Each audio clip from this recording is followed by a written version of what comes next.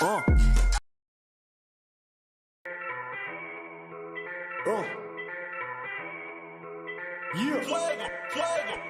Overseas with it. Niggas claim they hot, where they money at? Niggas then ran up in your spot, where they money at? Strippers don't know you in the spot, where they money at? Fuck you, and that fake watch, where they money at? Yeah, niggas think they hot, where they money at? Niggas then ran up in your spot, where they money at? Strippers don't know you in the spot, where they money at? Fuck you, and that fake watch, where they money at? Yeah. Slipping on my pimpin', nigga, never that. Always had more women than bitches, nigga, roger that. Money is the root of all evil, get the fuck back. We've been brainwashed from a fetus just to get scratch that. Now I'm on a mission just to get dope. Physical or crypto, from the 9 to 5 or a kick dough. When shit get cold, like the hometown of Klitschko. Vladimir, your boys out of here with the sick flow. Now I ain't no Russian, but I'm rushing through this budget. Now I'm not a Russian, but I'm rushing through this buzzard. Y'all know what it is, man. Yeah, man. Yeah, man. Black African power. What's good? What's happening?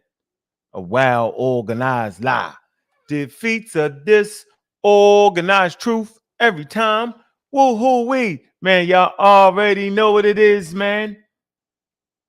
It's God killing the house. And I'm coming to do what I got to do. And I'm going to do what I got to do. I'm standing tall. I'm standing strong. Hey, Bobby banging this bitch. Man, what's good, family, man? I wanted to make sure I ain't use up all my damn energy on Garfield Show, man. Look, man, make sure y'all like and subscribe, man. Y'all already know how we get down around here, man. Yo, we get serious with what we doing. And I'm dead serious about what I'm doing, yo. See, a lot of new faces around in the community, man. A lot of y'all don't really, understand the dynamic or understand the history or understand how long we've been doing this shit right here, man.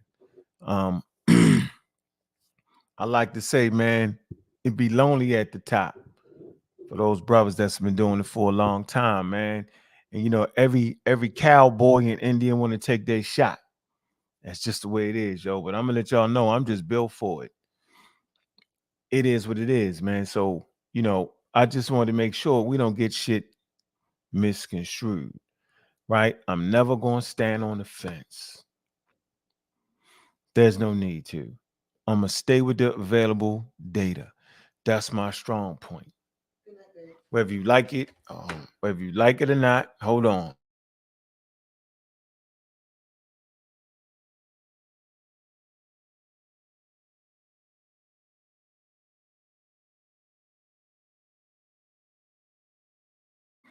So it is what it is, man. So I just want to always give everybody tools to be able to combat the confusion that always pops up in the community. So since I've been straightforward from day one, I don't got to sugarcoat nothing. Right? I don't got to ride on the fence because I'm going to back it up with some experts. Just say you got to defeat the experts. And so, there's a couple clips I want to be able to play to get us into just kind of understanding it. And there was some shows going on that was wild. People saying all kind of stuff, out of order, nonsense, and foolery. And so I want to get to them too, man. I clip them up over here, man. Y'all know how we do it, man. I clip them up. I definitely clip them up over here. So yeah, man, I'm glad we got 66,000 in the building, man. It's a Friday night, man. We got at least have 70 in this place, man. See everyone here. We gotta say, man, I appreciate everybody that came over, man, from Garfield channel, man. That's love, man. Shout out to Garfield, man. Shout out to my main man, Sarnetta, man. Make sure y'all like and subscribe to his channel, man. And more, I see Smash Rockwell's in the building, man. I like it, yo. Yeah, that's right. It ain't no just one. I agree with you, Smash Rockwell, yo. Yeah, that's a we. Yeah. Definitely a pillar in this thing, bro. Ain't no taking away from that, yo. Formidable opponent. Yep. And yeah, I don't know why people leave you out sometimes, brother. I don't understand that. Formidable, yo. Yeah, you can't creep up on you. Can't. And the thing to make you a good opponent is that you admit when you're wrong.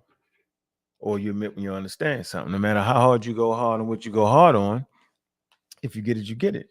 So, I already know, yo. We've been riding, fighting together back to back. You know what I'm saying? Yeah, I get you. Sometimes y'all think, sometimes that shit get lost though, yo. I do. But got some serious clips. We got a lot of misinformation. And see, I never understand why, if you don't understand something, why stick your chest out as if you do understand something? One thing I want to say first, little slight sidebar. If you think you know who I'm talking about, then you know who I'm talking about. Why is it when super spooky guys die, with all the extraordinary shit they've been saying throughout their whole career, that we never know what the hell they died from? So, like, if I was to die, y'all would know the nigga died from this, he died from that, But the other dudes with the extraordinary super health package and flamethrower magical potions, when they die, you just, what is that?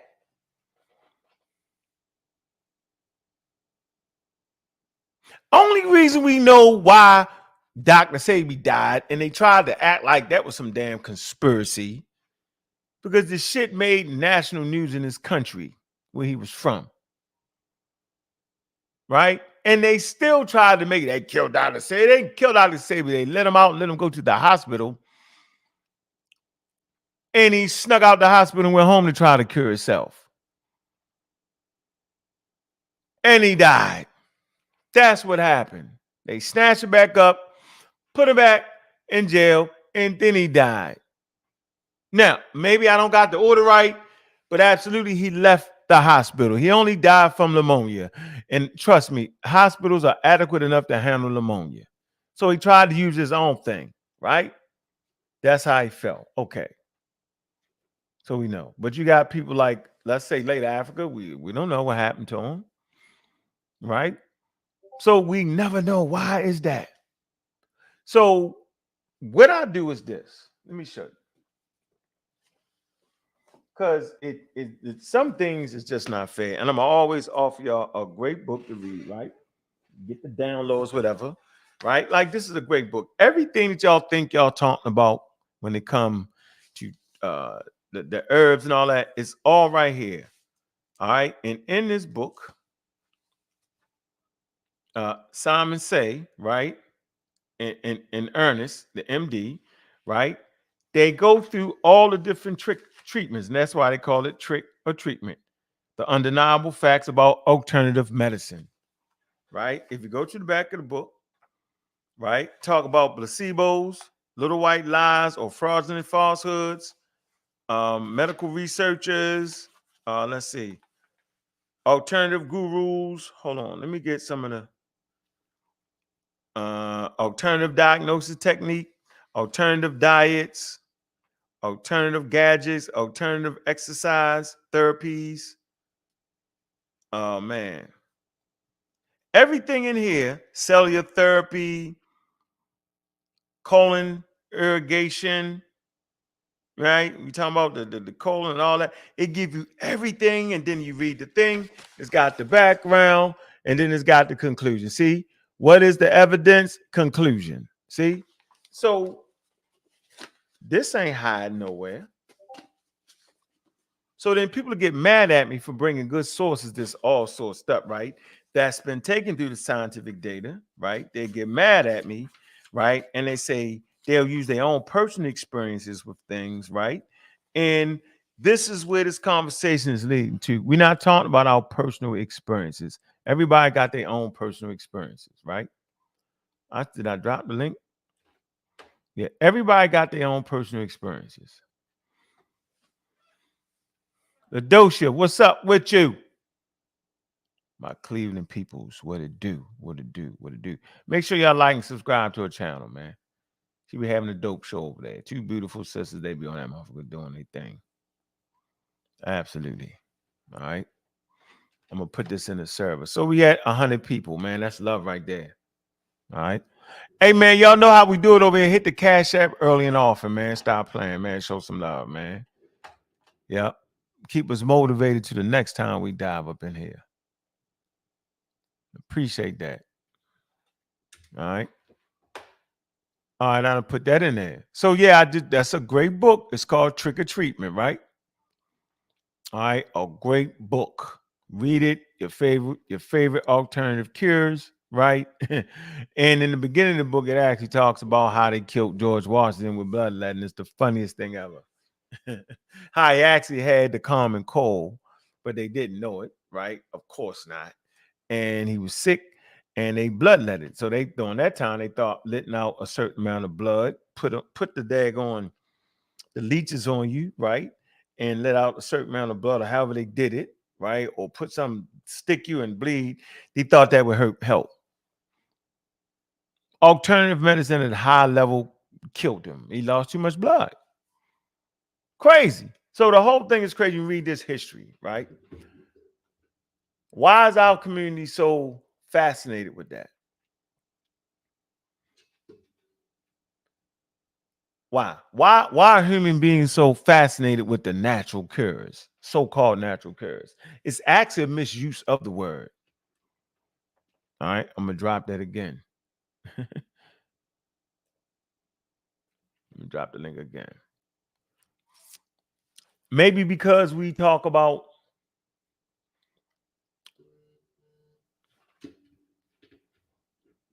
going back to our original state or something like that, and that's supposed to be grand, right?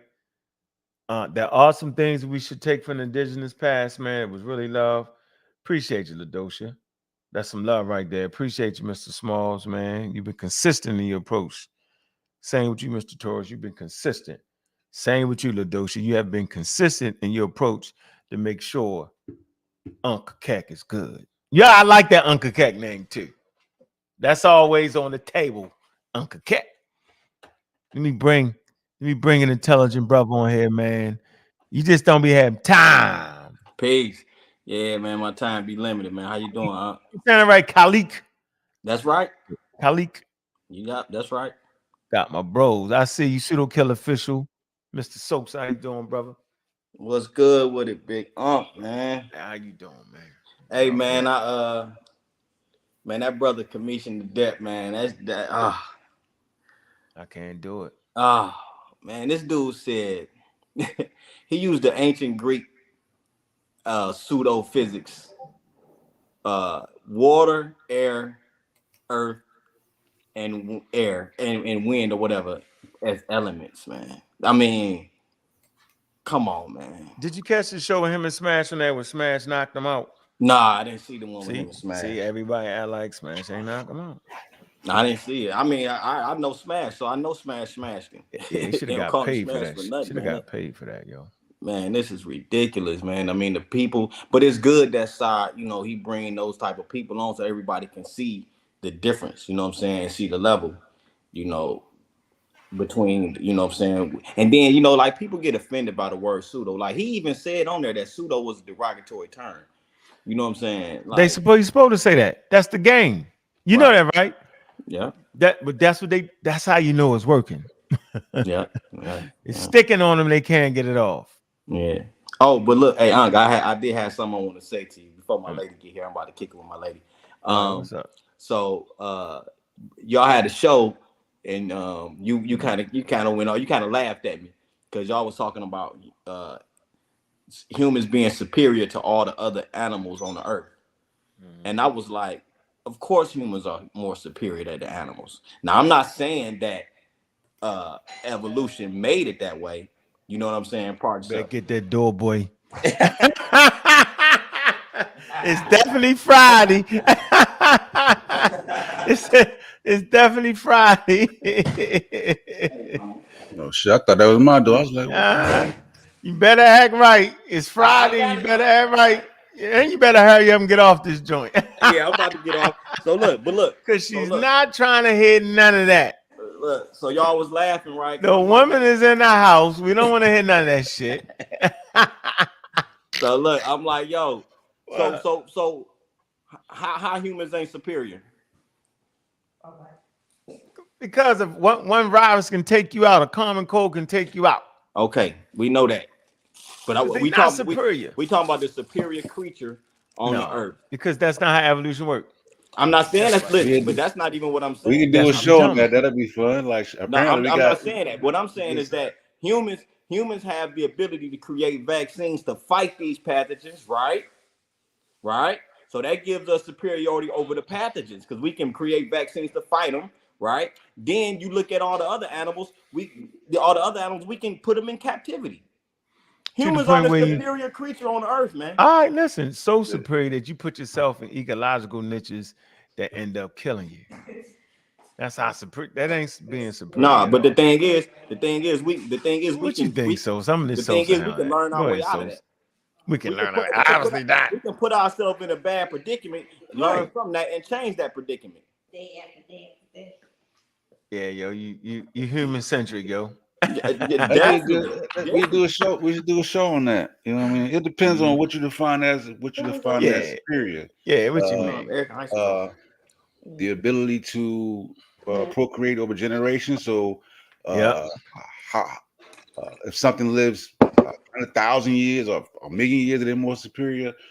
We live average maybe like 100 years. So if something lives longer than 100 years, does that make that superior? What are we using as superiority? You know what I'm saying? If it's just thinking, then I mean we're gonna win with the them with our thinking concept.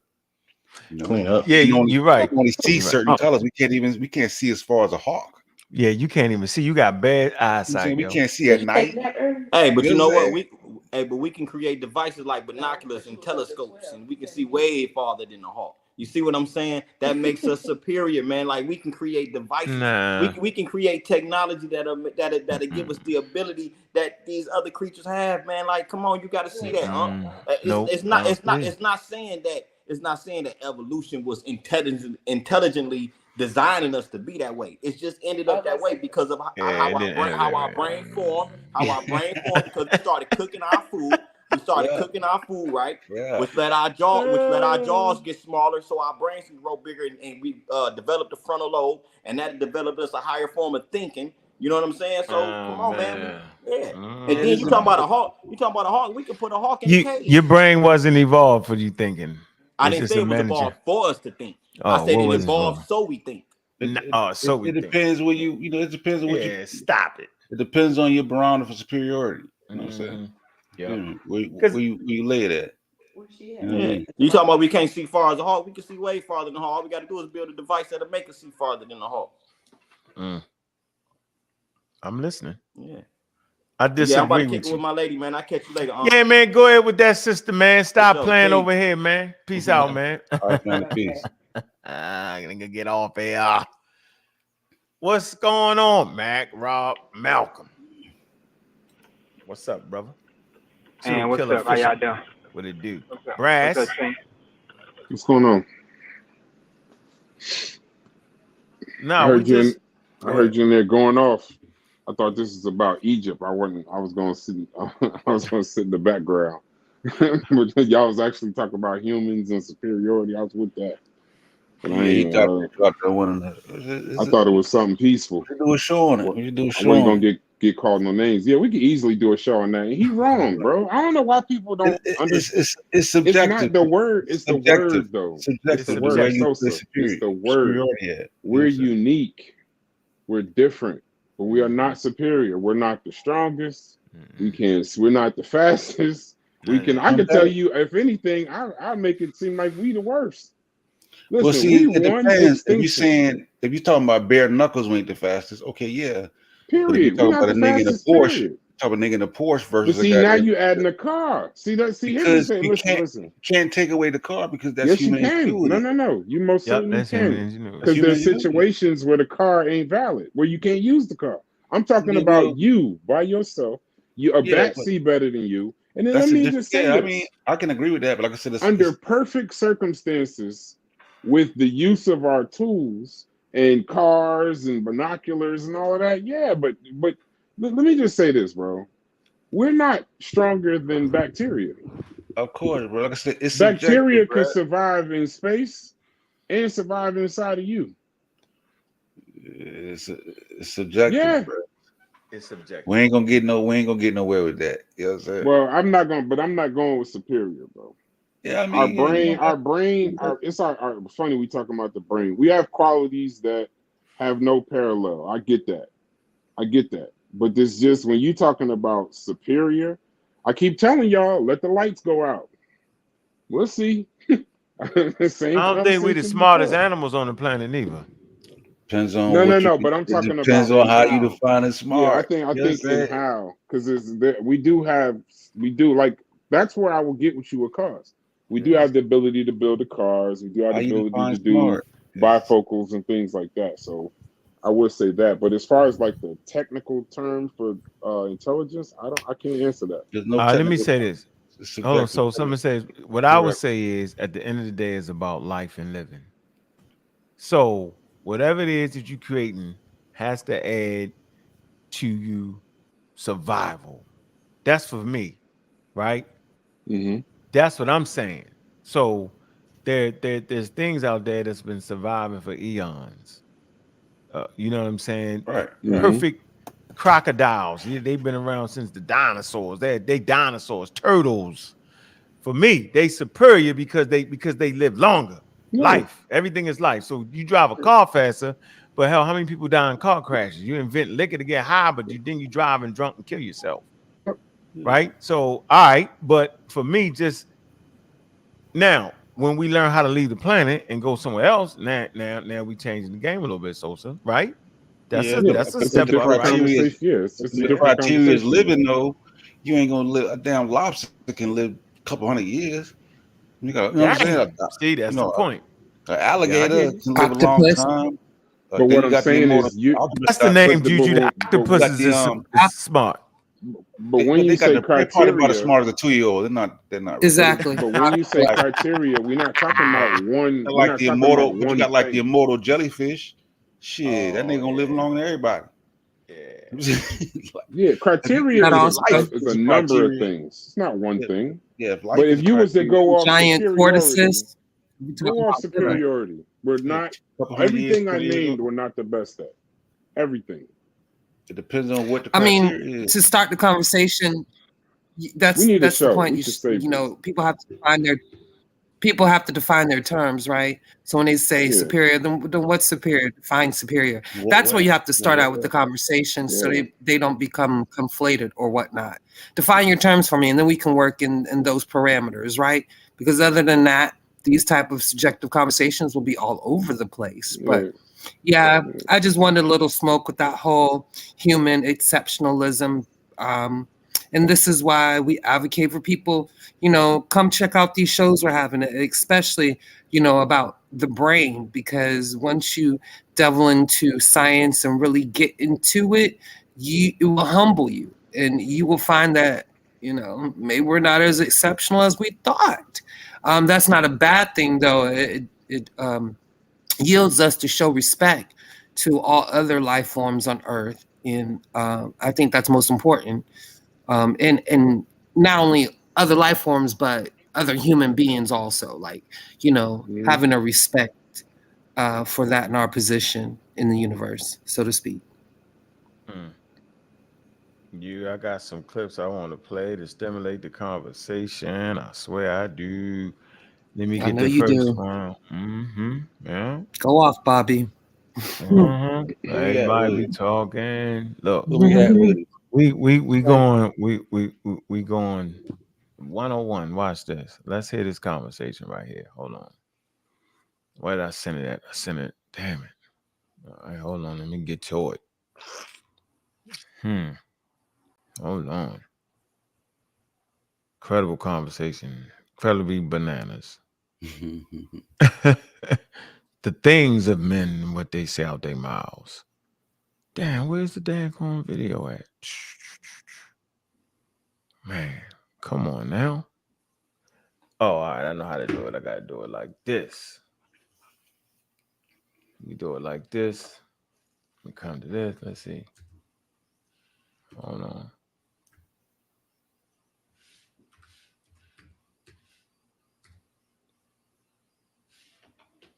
get here. You know what's funny, man? People having conversations with shit and don't understand the conversation, man. That's why I think it's important for us to do what we're doing. Because we can hear it and where is this going? Put me in. You already know where I'm going. I'm tapping y'all niggas in. I'm tapping y'all niggas into the ladies. I'm vaccinated, so I rock with Yeah, it. I already know. I got a. If y'all ain't banging, I'm banging on ladies 8 to 80, blind, crippled, and crazy. I'm banging. I got a feeling where this is going, Juju. Yeah, they talk a lot of shit. Y'all see that screen now? And bingo. Tic-tac-toe. Black women all sitting in a row. Here we go. Now. So they're having a conversation about evolution, right? And there's some things that are counterintuitive, and they're going to fall into all the traps. Now, I'm using them as a teaching example. It's important, right? Because most of us actually thought this way about things that they saying. Watch how I go down. Watch this. Let me see. Should I go back there? Because should I get to the point where, let's see. That's a little far back. All right, let me see. Just can't equate. So I don't understand how you would get an incontrovertible fact. Look, watch. Look. Stick here as far as does everybody understand that a scientific theory is something that is developed through the hypothesis and going down as far as experimenting with it, and once the data and results align, that's where you develop the scientific theory. She doing good, right? Is there any debate on that? Questions on that? Concerns? Sakina. Makes my question is, if we cannot trust anything that's based on the development of the theory, as far as whatever, as far as this right here, then how do we go forward with DNA? Good question. If you can't trust anything that develops this, how can you go forward with DNA? Right. Yeah, because science, is the thing that allow humans to understand, what that substance was, what DNA was. Right. So how is you even talking about any of that, right? If you don't trust the scientific method. Now keep going. Watch this. I'm just saying, based off of this. Wait, I'm sorry. I'm confused of your question because you're saying someone said you cannot believe the scientific method. Right. We talking about scientific methods. That's in all methods, right? Because we're just talking about the scientific method right now. Let's not confuse it. Let's stick with science. So you're saying someone said that you can't depend on the scientific method? Because you're saying there's an incontrovertible fact was the whole beginning of the process. And that fact cannot be disputed. Yeah, that's not the beginning of a scientific method, an incontrovertible nothing. Y'all see how they mix it up? Let me see. Let me see. Just a question.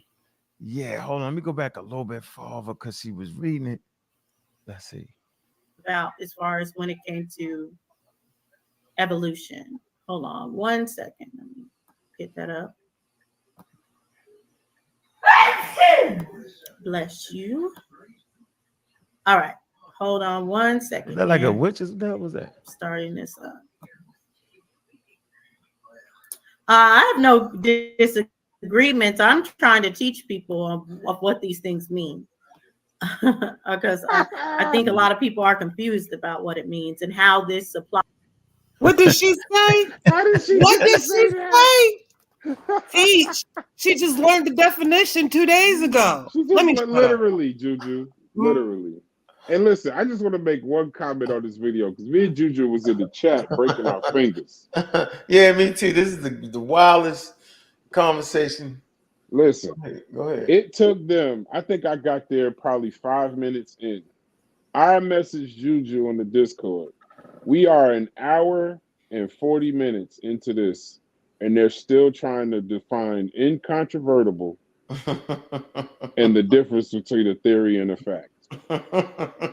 And no matter where the conversation went, it just kept going back to, so if this is a theory, then what is a fact? And if this is a fact, I mean, for an hour and 40 minutes, and you want me to believe that you science-based.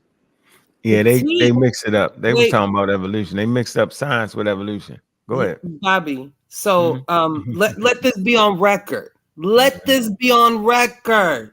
Whenever they ever in their life try to come for you about you ain't no teacher, you ain't no scientist, I need you to reference this right here. Okay? Please and thank you. All right. You're not qualified. You don't have the wherewithal to teach this at all. I mean, you slapped in the photo, but that's it. Like, stop it. Oh man, y'all don't. The most simplest way to understand it is just, the theory. The theory is the explanation. So don't let them drag you down, bro. You know what I'm saying? No, I mean, like, we're talking because if they are listening, people that really want to break it down in simplest terms. The theory is just so if they are listening, the theory is just the explanation. The facts are the facts. Facts don't mean nothing. Facts don't mean. Just let me finish saying what I'm saying. Go ahead. Facts don't mean nothing, right? Facts don't tell you anything. The theory explains the facts. Yeah. So you can have if you have a dead body, you got a knife, you got a body on the ground. These are the facts. I got a bloody weapon. I got a dead body over here. I got blood spat on the wall. These are the facts. Okay. The theory is the explanation of what happened. The knife was here. We could tell by the blood spat the person was here. So that's all it is. The facts are the facts, and the theory is the explanation. That's the most simplest way to understand it. Miss Tiff told her that. I told her that. Juju told her that. Marcus told him that. And for another hour and 40 minutes, they still were trying to figure out the difference between the theory and the fact. See, the problem is this. The challenge is this. They're so concerned. And as a matter of fact, let me be clear. I won't say all of them. Because they all on the panel. Because Nisha was actually trying to figure it out. Sakina, Dots, Jim was in the chat with us. It's just Robin and Batman, bro. It's them two. It's them two, bro. It's them two. A lot of people don't understand how evolution is a fact and a theory. Yeah, no, they didn't get that. That's what a lot of people say. It's over she said head. that though. I'll give her that. She did say that. Yeah. She may not understand it, but she did say that. All right, let's keep moving. Let's see. When it comes to evolution. So right here is how you develop a scientific theory. And then we can go into the meaning of scientific theory afterwards, but everyone kept bringing up the method and the difference of hypothesis. So to understand hypothesis, then where the scientific theory comes in. So first you ask a question, and you ask a question based on the facts or the phenomena. So the incontrovertible fact is what you ask a question around. Did y'all hear that? Yeah. It's just a headache, bro. No, but did you hear that? Mm-hmm. Jesus Christ. The name of the show is Evolution is a Fact and a Theory. Right? Okay. Then she say, how to understand an incontrovertible fact. Ladies and gentlemen, that's not what a scientific theory does not start off with an incontrovertible nothing. How? How does she mix that up like that? Where did she get that from? Wait till the clip in. We was there all night. We was there all night. She got that. It gets worse, bro. We was there all night long. She got that from you. Oh, she didn't get that from me, yo. Yeah, she got that from you. You remember back here weeks back when you read that you read that definition of why I had that word within it, but it was farther down the line within the definition you brought. But that's where she get it from when you brought that out. But it ain't going the way she put it. It don't go the way she put it though, you know. I didn't bring it. But that's why I think she got that from. Right, I know she got it. Nah, you brought it up, bring back. Okay. I know, but I'm saying, yo, I didn't bring it up as the start of the scientific method, yo. Right. That's what I'm saying. She's using it wrong. Yeah, wow. All right, here we go. Afterwards, but everyone kept bringing up the method and the difference of hypothesis. So to understand hypothesis, then where the scientific theory comes in. So first you ask a question, and you ask a question based on the facts or the phenomena. So the incontrovertible fact is what you ask a question around. Then you do background research, you construct a hypothesis, and then you test with an experiment. So once you get into that, you start collecting the experimental data based on the background research for the new or future project. You ask a new question to form a new hypothesis again if the results don't align with the hypothesis. You troubleshoot, you go back again, construct a new hypothesis. But if the results align, once you analyze the data and draw a conclusion and the results align with the hypothesis, you communicate those results. And those results are where you develop the scientific theory. So the fact again would be in the first start. You ask the question based on the scientific fact. And then once you asked a question based on a scientific fact. What? So we what we see here is people don't know what a scientific fact is. Obviously. Don't understand how to develop a theory. It says nothing about a scientific, nothing on her own paper, her own thing. Ask the question. She got it on the screen. How did you just start making up stuff? How is it that you got the real shit on the screen, right? But yet you add your own thing in and say you're teaching. Now you're flim-flamming. Ask the question.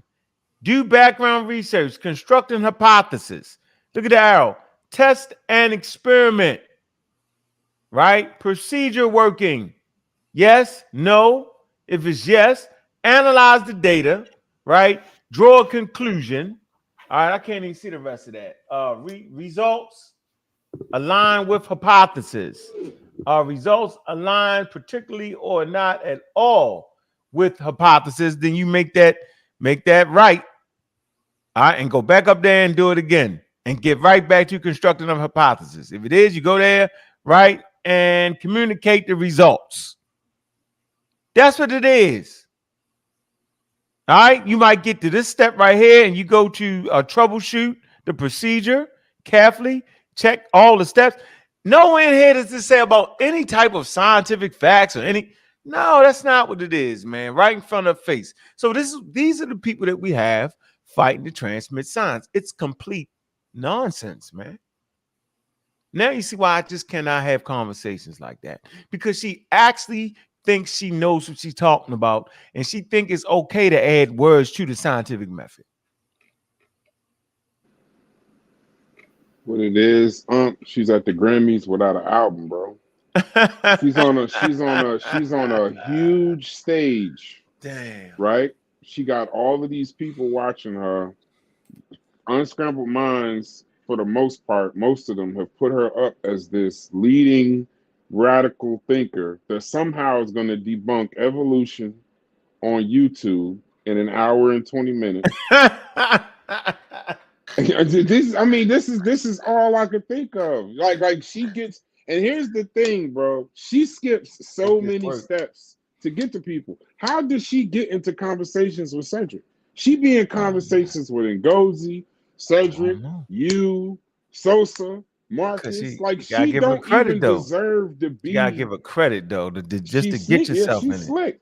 She's well, slick. I mean, you got to be honest. She get the woman pass because it's not enough women that's willing to have a conversation. And then when they are intelligent enough, like Dr. Mayad, everybody avoid them like the flu. Okay. That's the truth. That doesn't hurt me trying to figure it out, but you need somebody. You need somebody to know when you're wrong. You know what I'm saying? So somebody can say, no, that's incorrect. But if you don't got nobody to say, hey, that's not correct, then it's just kind of like the blind leading the blind. You know what I mean? Yeah, Nobody's there to correct her. She gonna have an aha moment, and it's gonna take getting beat up, and at some point in time, it's gonna be I get it now. I guarantee you, somebody But I in don't that think crew she'll ever admit it. gonna get it. So okay, But it's cool that they try to work through it, though. It's cool they try to work. They trying to work through it. Right? Online, Yeah. nigga, online. Y'all see the top of this? Look, it's a interactive diagram. Now, Sosa says, you know, they trying to learn. Okay, so if you say interactive diagram below may help you understand the scientific method and how it applied to an experiment. You can click on parts, watch this, of the diagram and learn more. Use the return top bottom to return to the diagram for more. So if I'm trying to learn this, I'm gonna say, okay, the first thing it says is ask the question. Next thing is say do some background research. So then I'm thinking, okay, you do research. Then I'm saying construct a hypothesis. Okay, I'm gonna look up that word. Okay, scientific hypothesis, putting together data. Okay, I got it. Then it say test.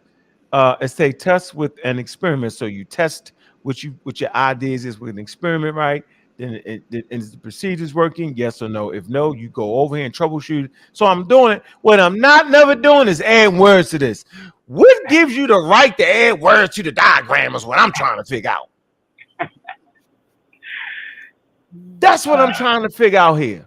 You get my point, Sosa? Why would I add words she to it, slipped up, Sosa? She slipped up. She's trying to work it Hell no, not on my watch. Come on. No, not bringing my name up, yo. I ain't finished. I ain't not bringing my name up. Work that shit out without bringing my name up. You bring my name up, I'm ahead. She right there on the show. Yeah, it's a couple shows. She went on the ultimate nut, the ultimate pseudo. I can't even remember his name. What's the chief? Top cat. The top cat nut. Right. Talking crazy. He talk crazy. He got the feather. He got the funny hat with the feathers. His hat is the feathers. Go through the process of the scientific method, constructing a hypothesis that you think would be possible as far as a correct scientific theory. You test that, and then once that aligns, the results align with your hypothesis, then you can communicate the scientific theory. But that does not make it an incontrovertible.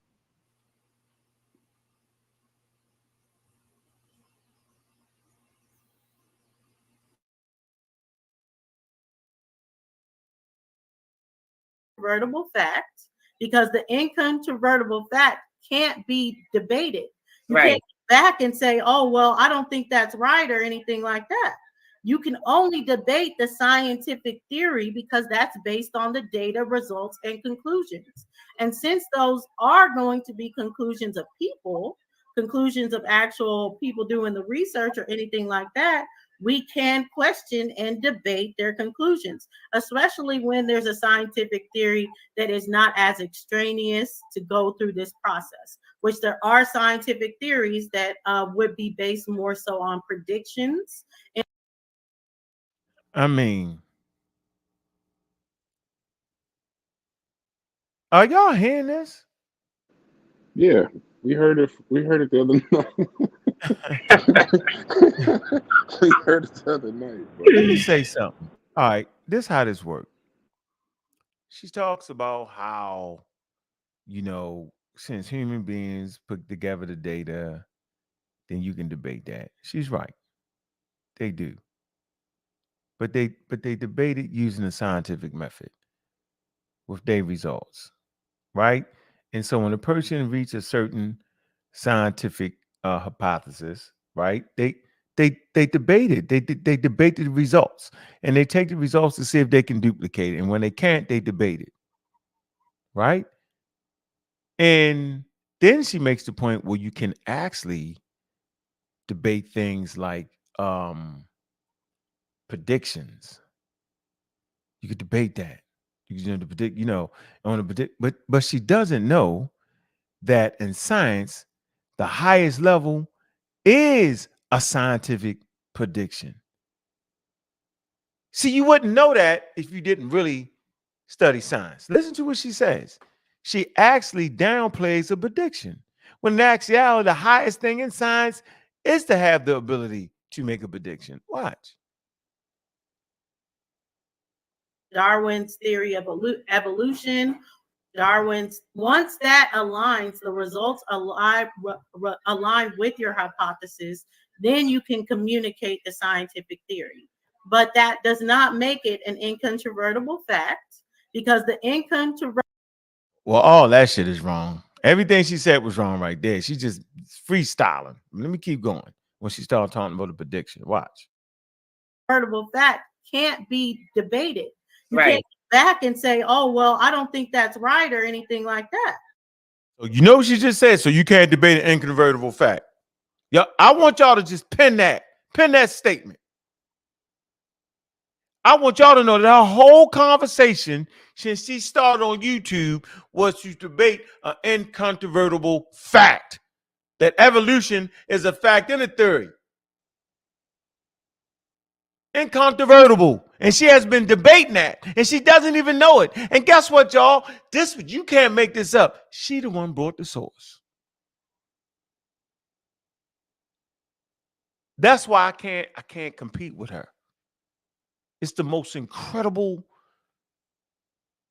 not understanding, sticking your chest out farther than ever before situation I've ever heard in any man, in any woman. I've never quite heard a person. I've watched YouTube for 15 years. I've never seen a human being be the one to bring a source and then misunderstand the very source he's bringing and then debate the thing after the thing say you can't debate the thing and then holler and scream and then come back and do a show and tell you that you can't debate the thing because it's incontrovertible, and she doesn't even know that she's debate. It's the most wildest roller coaster ride ever. You can only debate the scientific theory because that's based on the data, results, and conclusions. And since those are going to be conclusions of people, conclusions of actual people doing the research, or everything is based on the conclusions of people. People made science. The Heavenly Father didn't do it. Kulu didn't do it. Jesus Christ didn't do it. And Yahweh Elohim sure as hell didn't do it. Humans did it. What's the point being made here? I don't know. anything like that, we can question and debate their conclusions, especially when there's a scientific theory that is not as extraneous to go through this process, which there are scientific theories that would be based more so on predictions in the future more than experiments. And that's what we're seeing when it comes to Darwin's theory of evolution, or it's the experiments that help the scientists to make a damn prediction. Then she talks about Darwin. Wait a minute. Watch this. Theory are the primate evolution, neo-Darwinism, and so much more. When it comes to evolution, these things are developed scientific theories, but they do not come or go through an extraneous process as some other of the scientific theories. So they're basing it a lot on the predictions of the future. Anybody want to weigh in on that? Did y'all hear that? Did Charles Darwin base his theory of evolution based off of predictions in the future? Guess what? She's fucking right. She said it right, but doesn't understand what she was saying. Anybody want to add something to that? That's wild to me. Now that's wild. I mean, she don't know. I mean, you can't say much more than her goal is to debunk evolution. That's what she's trying to do with the internet of slides. She's going to destroy evolution. That shit is amazing. I told bro, when you sitting in the chat on that show, take down Darwin. When you're sitting in the chat on the show, that's why I really don't want to say that, because we sat through this for 2.5 hours, 3 hours, because she kept sending shots at us. But I swear, Darwin, evolution, they're all becoming catchwords, bro. These people really believe that in an hour and a half on YouTube with a couple slides that's Photoshop, they are about to literally change the the direction of the entire conversation that Dulcinea is right and Robin is right and Darwin is just crazy in an hour and a half. The most dangerous type of pseudo we just witnessed.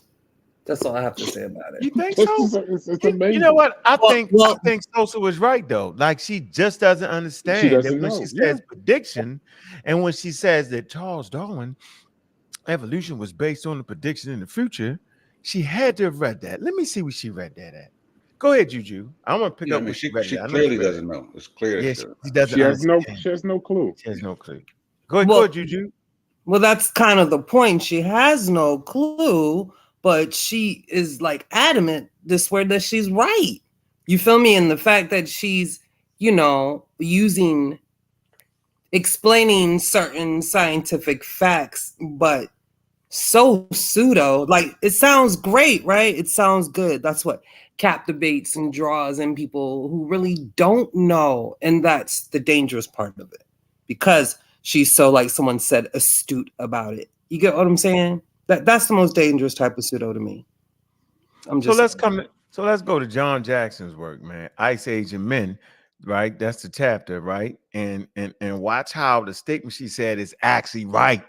What Darwin did. It's saying 1871, Darwin's Descent of Man was published. It's and in his book, impressive evidence was deduced, tending to show that man and anthropoid apes could be traced back to a common ancestor. It say most of Darwin's contemporaries judged the continent of Asia to be most likely the birthplace of humanity. But Darwin held that Africa had a better claim to the cradle title, to the title of the cradle of mankind.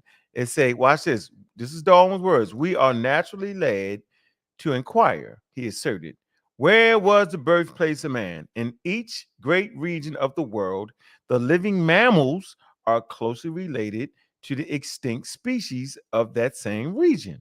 It say, it is therefore probable that Africa, look, he's making a prediction. It is therefore probable that Africa was formerly inhabited by extinct apes closely aligned to the gorilla and chimpanzees, and as their two species are now man's nearest allies, it is somewhat more probable that our progenitors lived on the African continent than anywhere else. He makes a prediction here. No, they haven't even found ancient human bones yet during the time of Charles Darwin. They hadn't found any hominids. I think they found Neanderthal, though. They didn't know what it was. Darwin kind of looked at it like, but they hadn't found those ancient, hadn't found half of that shit yet. But he made a prediction. And so when she says that Charles Darwin evolution was based off of a prediction, a scientific prediction, she's right, but she think it was some guesswork. She forgot that Darwin circumnavigated the globe. That's how he realized that. That's how he realized that things in certain areas he was going to that was extinct, right, was closely related to the living things. That's how he understood that the savage tribes, right, that humanity had came from these tribes. What was he saying? What's the point he was trying to make? Right? That man starts to develop technology and all that stuff, but in the beginning didn't have all that. And when he took a look at the ancient people, he understood those to be the progenitors. They called them the savage races. See, you don't have a barometer because you have seen on camera and video of human beings in tribal areas, right, that are all topless, men and women, right? Some of them with little small pieces across, right? Some of them not having no clothes on at all, right? Y'all seen that. So it's not like if y'all was to go to another continent and see people naked without shoes and be surprised. You got to know that the Europeans felt like everybody had shoes and everybody had clothes on. So when they seen that, they was like, man, they don't got what we got. And they did that human-centric thing that we talked about. They felt like they was better because they had all that. See what I'm saying? But Darwin, taking an anthropological look at it, right, he understood that that was actually the simpler form, right, of where Europeans came from. He said human beings too come from savage races. So if he's saying that Europeans came from savage races and everybody came from savage races, what was he actually saying? That's what the Rebel Meets the Road. Do you understand what he was saying? No, most of us don't. What was the language of the time? What did the word savage mean? Right? What was he trying to say to us? Well, he was a racist. Well, how? Let's talk about it. His religion told him that Adam and Eve, one group of people, Adam and Eve, one people, two people, gave rise to the whole population. That's monogenes. This idea is important in Charles Darwin's work that we claim the racist. His father, Rasmus Darwin, right? He was an abolitionist. Key to the discussion, meaning he detested slavery. I can show you the coat of arms, right? The freeing of the black man. Big slave breaking out chains on a wall. This is so he was raised in a religious environment. They was monogenes Christians, which is essential, and most people don't know it. You got polygenes Christians that thought there was different humanities coming from different places, which I hate people in the conscious community to subscribe right down to. And then there's the monogenes community. See, if you read the quote-unquote scientific racism article, you would start to get what I'm saying here. So there's two things going on. This man's religion, how he was raised up in an environment that felt like all human beings came from Adam and Eve. So if God, right, made Adam and Eve and everybody else came from Adam and Eve, then they was all the same. So he had a base to work from. Now he was working on it scientifically through the data that she's messing up. Now he based off the data, right? He makes a prediction, which is the highest in science. And what we doing on YouTube, oh nigga, that nigga made a that nigga guessing. That nigga made a prediction. He ain't right. I predict the Ravens gonna win tomorrow. That's not what it is, y'all. That's what she's thinking. She's actually thinking that. When she read it, she brushes it off. So I'm saying now that she understands nothing about the conversation because it's counterintuitive. So you got his religion, monogenes, then his scientific data as he circumnavigated the globe. He starts to recognize that no matter where he went, these indigenous people, if you taught them the language that he was speaking, right, that they could pick up on any damn idea and concept. So he realized the level of intelligence was there. He studied the crickets. He realized that a population of crickets in an environment of sand, right, that was deep, they had longer things that would actually drop the eggs. The things that the eggs came down from, not the mosquito, but the crickets, right, had these things in the back that planted the eggs in the sand. The ones that was in deep sand had the longer mechanisms that would drop the eggs. And the ones that was in the shorter sand, right, had shorter mechanisms that would drop the sand. That would drop the egg in the sand. You say, well, what are you talking about, Unc? So if you had that grasshopper with the mechanism that was laying the eggs that was shorter in the deeper sand, those grasshoppers would lay the eggs, and the eggs would not lie deep enough in the sand, and predators would come and eat them. And so over time, that population of crickets with the shorter mechanisms laying eggs in deeper sand, right, all their eggs would be eaten, and so they would not grow. You know what I'm saying? They would not hatch, right? Passing on those genes, right, for the shorter mechanism that laid eggs over time. And so that population would wipe out. But if it was long enough, just long enough to plant that, if the mechanism that laid the eggs was long enough, just long enough, right, to hide the eggs in the deeper sand where the predators that eat the eggs can't get to it, then those eggs will hatch, and the hatch will carry the genes of the longer mechanism, the longer thing that lays the eggs. And so over time, that population of crickets, right, would have the mechanism that would lay the eggs just deep enough so the predators can't get it, and just long enough so they can hatch and carry those genes for the longer mechanism lays eggs. So over time, that population of crickets would actually survive just good enough to make it to the next generation. That's the shit that nigga was looking at, Charles Darwin. So the racism part, I never understood it. And not to mention his data that he collected, his scientific prediction actually went against the scientific racism. It toppled it. But see, you don't understand what I'm saying when I say it toppled it. I don't actually mean that when he came back off his trip, motherfuckers cheered him and stood on the side of the road. Darwin, you overthrew it. That's not what I'm saying. Now humanity has scholarship, has a theory to try to tear apart now. Prior to that, they was on that pseudoscientific idea called race. That pseudoscientific idea that the color of your skin made you inferior. That those indigenous tribes, based off of the shit they don't have, like an intercontinental ship or guns, were somehow lesser, somehow weren't superior. That's why I say we're human-centric. It's subjective, like Sosa said. So the point I'm making here is that all the things that we're talking about that you think made Charles Darwin a racist are actually the things that overthrew the scientific racism of the time. I can't make her see that. I can't make her understand what a prediction is and why and how important a scientific prediction is. And the way she said it, she was right, but her understanding of it was oh so wrong. But she's teaching, huh? Commercial break. Got off into a good one right there. Them damn that was a good. I was about to tell you that was a good one, Jim. Mm-hmm. That was a good one. That was a good one right there. We've been doing it. We've been doing it long, man. Commercial break. The sisters say commercial break, man. Let's drop the link, man. Cash App link, man. We getting it in with a good study here, man. Right. So, as much as I hate to do this,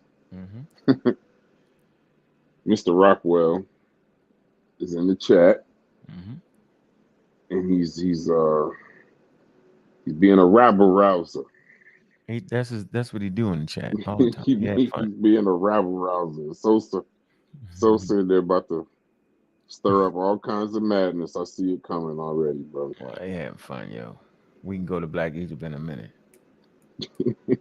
We will always go to Black Egypt. We can never leave Black Egypt. I told him Black Egypt is science fiction. Sosa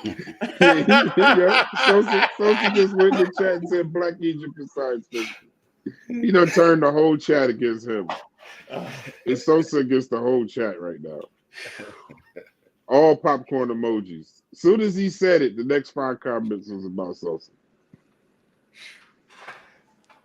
Let us stay focused before we go rabbit. Yeah, let's get this. Before we go to the rabbit hole, can we get a commercial break? There's a hell of a hole. Hey, so yeah, hey, y'all know what it is, man. We taking that Cash App break, man. Man, shout out to all my friends, man. It's been good friends that ain't wavered and changed. You might not fucking agree with me, yo, but we stay friends through it all, man. Shout out to Smash Rockwells, man. Yeah, I say that. To Smash. I say that, yo. Most of my friends are pseudo. What'd you say? I said most of my friends are pseudo. That's a fact. That's an incontrovertible fact. Incontrovertible. That's the word for 2023, bro. Incontrovertible, yo. Bro. Damn, she messed that word up. Incontrovertible fact, bro. I say, Jesus, when she brought the source with the damn word, I'm like, what the hell? I looked that shit up. First of all, Juju helped me pronounce the shit right. Incontrovertible. She actually helped me say it right. And this, she was like, that shit, man, can't be. I was like, what? Did she use that? Did she what? I was like, man, Shorty is definitely better than me. I had to realize the dosing is definitely better than me. I had never came up against somebody with a fighting style like that ever in my life before. Yo, I'm gonna let y'all know that, yo. That's why I can't talk to her, yo, because she's definitely better than me. I don't know what to do with it.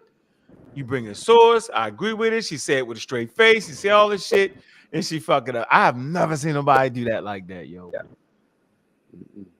That is wow. Well, a lot of now this is a commercial. Commercial break. Man, hit that Cash App, man. It's that time of the year again, man. Y'all know what it is, man. Yeah, hit that. Hey. Yeah, daily crazy for this one, boy. Check. First things first, iconic. All the honeys. That Cash App. Place for the gummies. Gotta keep them coming. Hey. Roll the dice. But nothing better motherfucking move. But the Cash App. Hey, come on, man. Hit that Cash App, man. Nothing better motherfucking move but the money. To the Cash App money. Hey. But nothing better motherfucking move. First things first, iconic. Fix all the honeys. Dummies. Edible place for the gummies. Gotta keep them coming. As I roll the dice. But nothing better motherfucking move. But the Cash App money. Hey, come on, y'all. Hey. But nothing better motherfucking move but the money. And get them likes up while y'all at it, man. Hey. But nothing better motherfucking move. Keep it going. Get them likes up, yo. Shoot another invoice. Hey. About a 9 need to get Royce.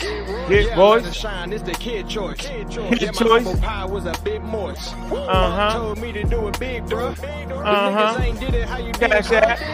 Likes up. How you live, bro? How you living? You hear me knocking, let me in, bro. Let's go. Speaking the light every time I'm speaking the mic. Electrolyte, Peter light that's giving you light. Man, drop that link, man. That Cash App money. Hey. Taking the heavenly flight. See the clock is clipped up, the blunts is all wood, the insurance paid up, my bitch is fed good. The dice in my hand, I smile as I should. Y'all know it. First things first. Edible place for the gummies. Yeah, get them likes up. Where we at? You do the likes, man. Let's go, man. But the money. Hey. But nothing better motherfucking move but the money. But nothing better move but the Cash App money, man. Hit the likes up, man. Keep it going, man. Y'all know what it is, man. Yeah. All right. No, we got about 47 likes. Oh, but we had close to 100 people, and they ran when it was time to pay the money too. Exactly. Y'all gonna stop that? So y'all gonna stop that? See what I'm saying? Black people, Black African power, duck Shane Loud. Yes, they did. That's funny, man. But I appreciate the people that did support, right? I appreciate the people that support the channels, right? You find me on all the channels. Late night, might catch me on Smash Rock Wellington's channel, beating up Reggie and beating up the pseudo army over there. Might find me on Garfield Show. Might find me on Sarnetta. Right? Always gonna find me in pseudo killers in the community skeptics. We here. So I appreciate all the support, right? That y'all give everybody. Make sure y'all there on Tuesday show. It's Tuesday show, right? I got that right. I know I got that right. Juju, Tuesday show, right, Juju? Hell no. It's on Wednesday. What's the day? It's on Wednesday, G. It's on Wednesdays at 7 p.m. It's spiritual. It must have been Tuesday. I said it for a reason. Oh my God. You say Tuesday, you say Thursday, every damn day but Wednesday. So if I keep saying it's Tuesday, it probably should be on Tuesday. Spiritual. Oh man, now you're gonna make us change the day. How they do it like that? Hey, Brass, spiritual. The reason I keep saying it because it must be there. That's how I see it. Must be that. Right, and if I kept that, yo, I have 100,000 niggas following if I start doing that shit like that. Oh, you something sure about Tuesday. Oh, there's something about that day. Retrograde day. Tuesday. They be in the building. You gotta get them. That's how you get them. Tuesday is the reason why I'm saying. Mess. Mercury's in retrograde. Oh man. Wednesdays at 7 p.m. every week. Our Galaxy and Beyond with Anthony and Juju. Please check us out. Yeah, but also, and they don't let nobody on that motherfucker neither. They still. Yeah, because there's no rah-rah. It's a rah-rah free zone. Yeah. So now I know why I can't get on because I'm the rah-rah. No, not at all, Bobby. You're always welcome. It's your home. It's a no rah-rah show. That's why. Right. You can't come back and say that's not why. I like them. Shut up, Sosa. Don't be adding grease to the fire. No, bro. She over there helping them with that shit too. I ain't listening to you. I'm just but you know what? I be like this in that motherfucker though. See, I'm different. I be like this. I love sitting back watching it. I love watching Juju, watching Anthony. Just watching their development as teachers. I'm like, especially Juju.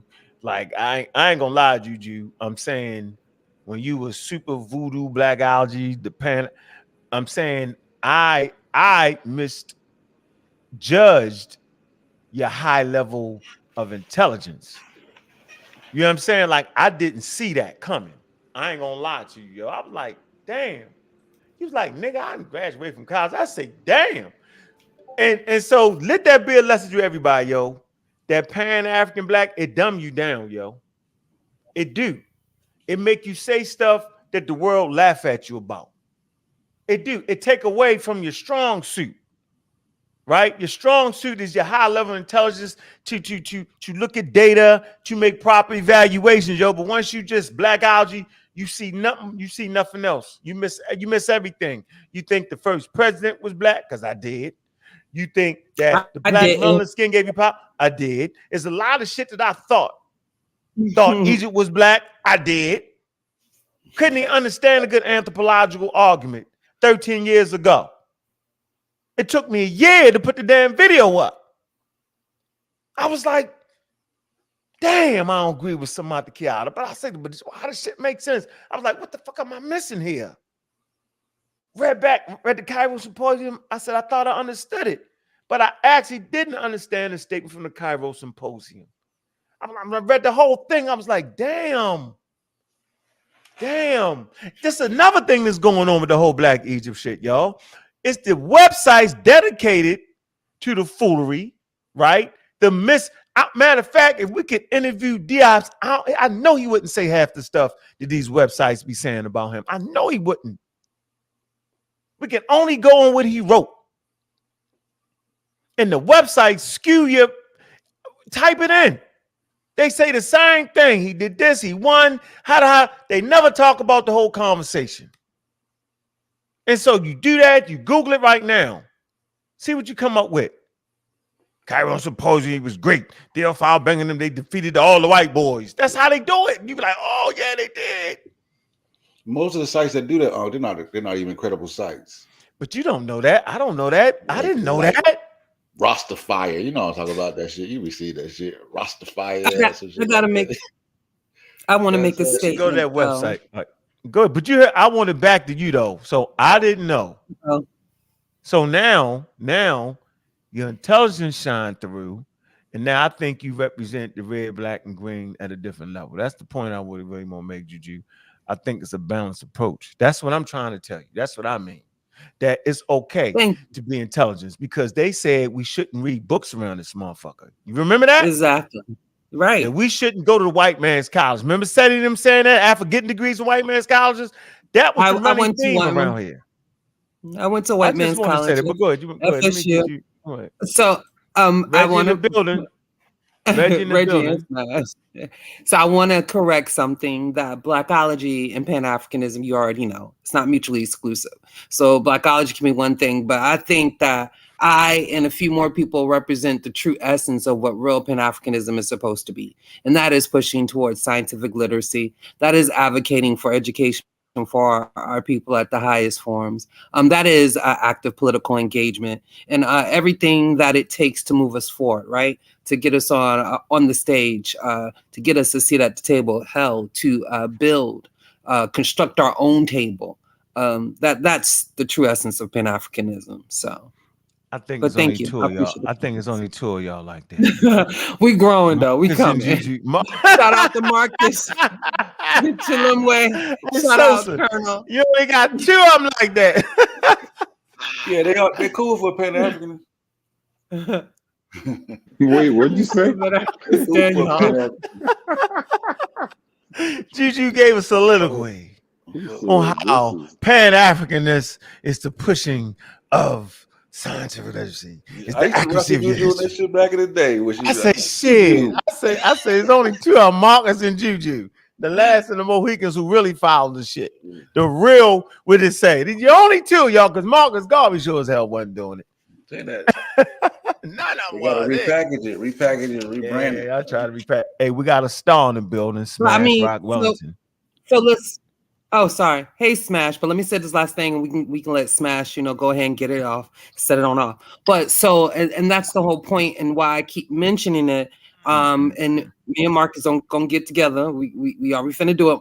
We're gonna do a few shows to give people an accurate history of Pan-Africanism, and also to sort of solidify other key players besides Marcus Garvey.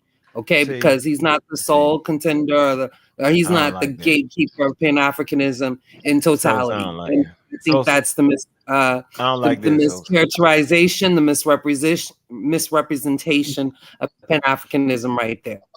But I'll yield right now. What up, Smash? Rock Wellington. Y'all wait till niggas die to make him a Pan-African. Y'all made Martin Luther King a Pan-African. Y'all wild for that. Go ahead, Smash. Yo, Unc, let me ask you. No, Smash. You gotta say the star just came in the damn building, man. I didn't come in right. Source it up. Don't get off that hill, Bobby. I was supposed to come in like C5 fun. Where y'all get them sources from, bruh? This Black Egypt all day in the building. Shout out to the panel. Thanks for having me on. I'm here to answer any questions that brothers just don't understand about the misconception that we have when we discuss Black Egypt. My misunderstanding is the Egyptian replacement theory. I think we're setting the evidentiary bar extremely low on that. Like, simply naming invasion is not evidence that the people was replaced. So that the whole population was replaced. Yeah, that'd be nonsense. We'd never find anyone who says that. That's crazy. Reggie, hit the link. Hit the link, Reggie. Hit the link, Reggie. We're not finna. but see, so some of the things, in order to make our point, we take the extremist point of view. Like, of course, everybody didn't get displaced and wiped out, but nevertheless, we couldn't say that all of the migrations that came in, we couldn't be extremists about that either, and say 100% and it didn't affect them at all. We gotta give a little bit both. We know that the migrations affected it some, and we know for a fact that it wasn't no gang of people who got every single person up out of there. That just wouldn't make no sense.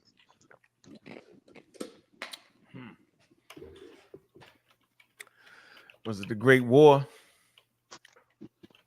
What was it?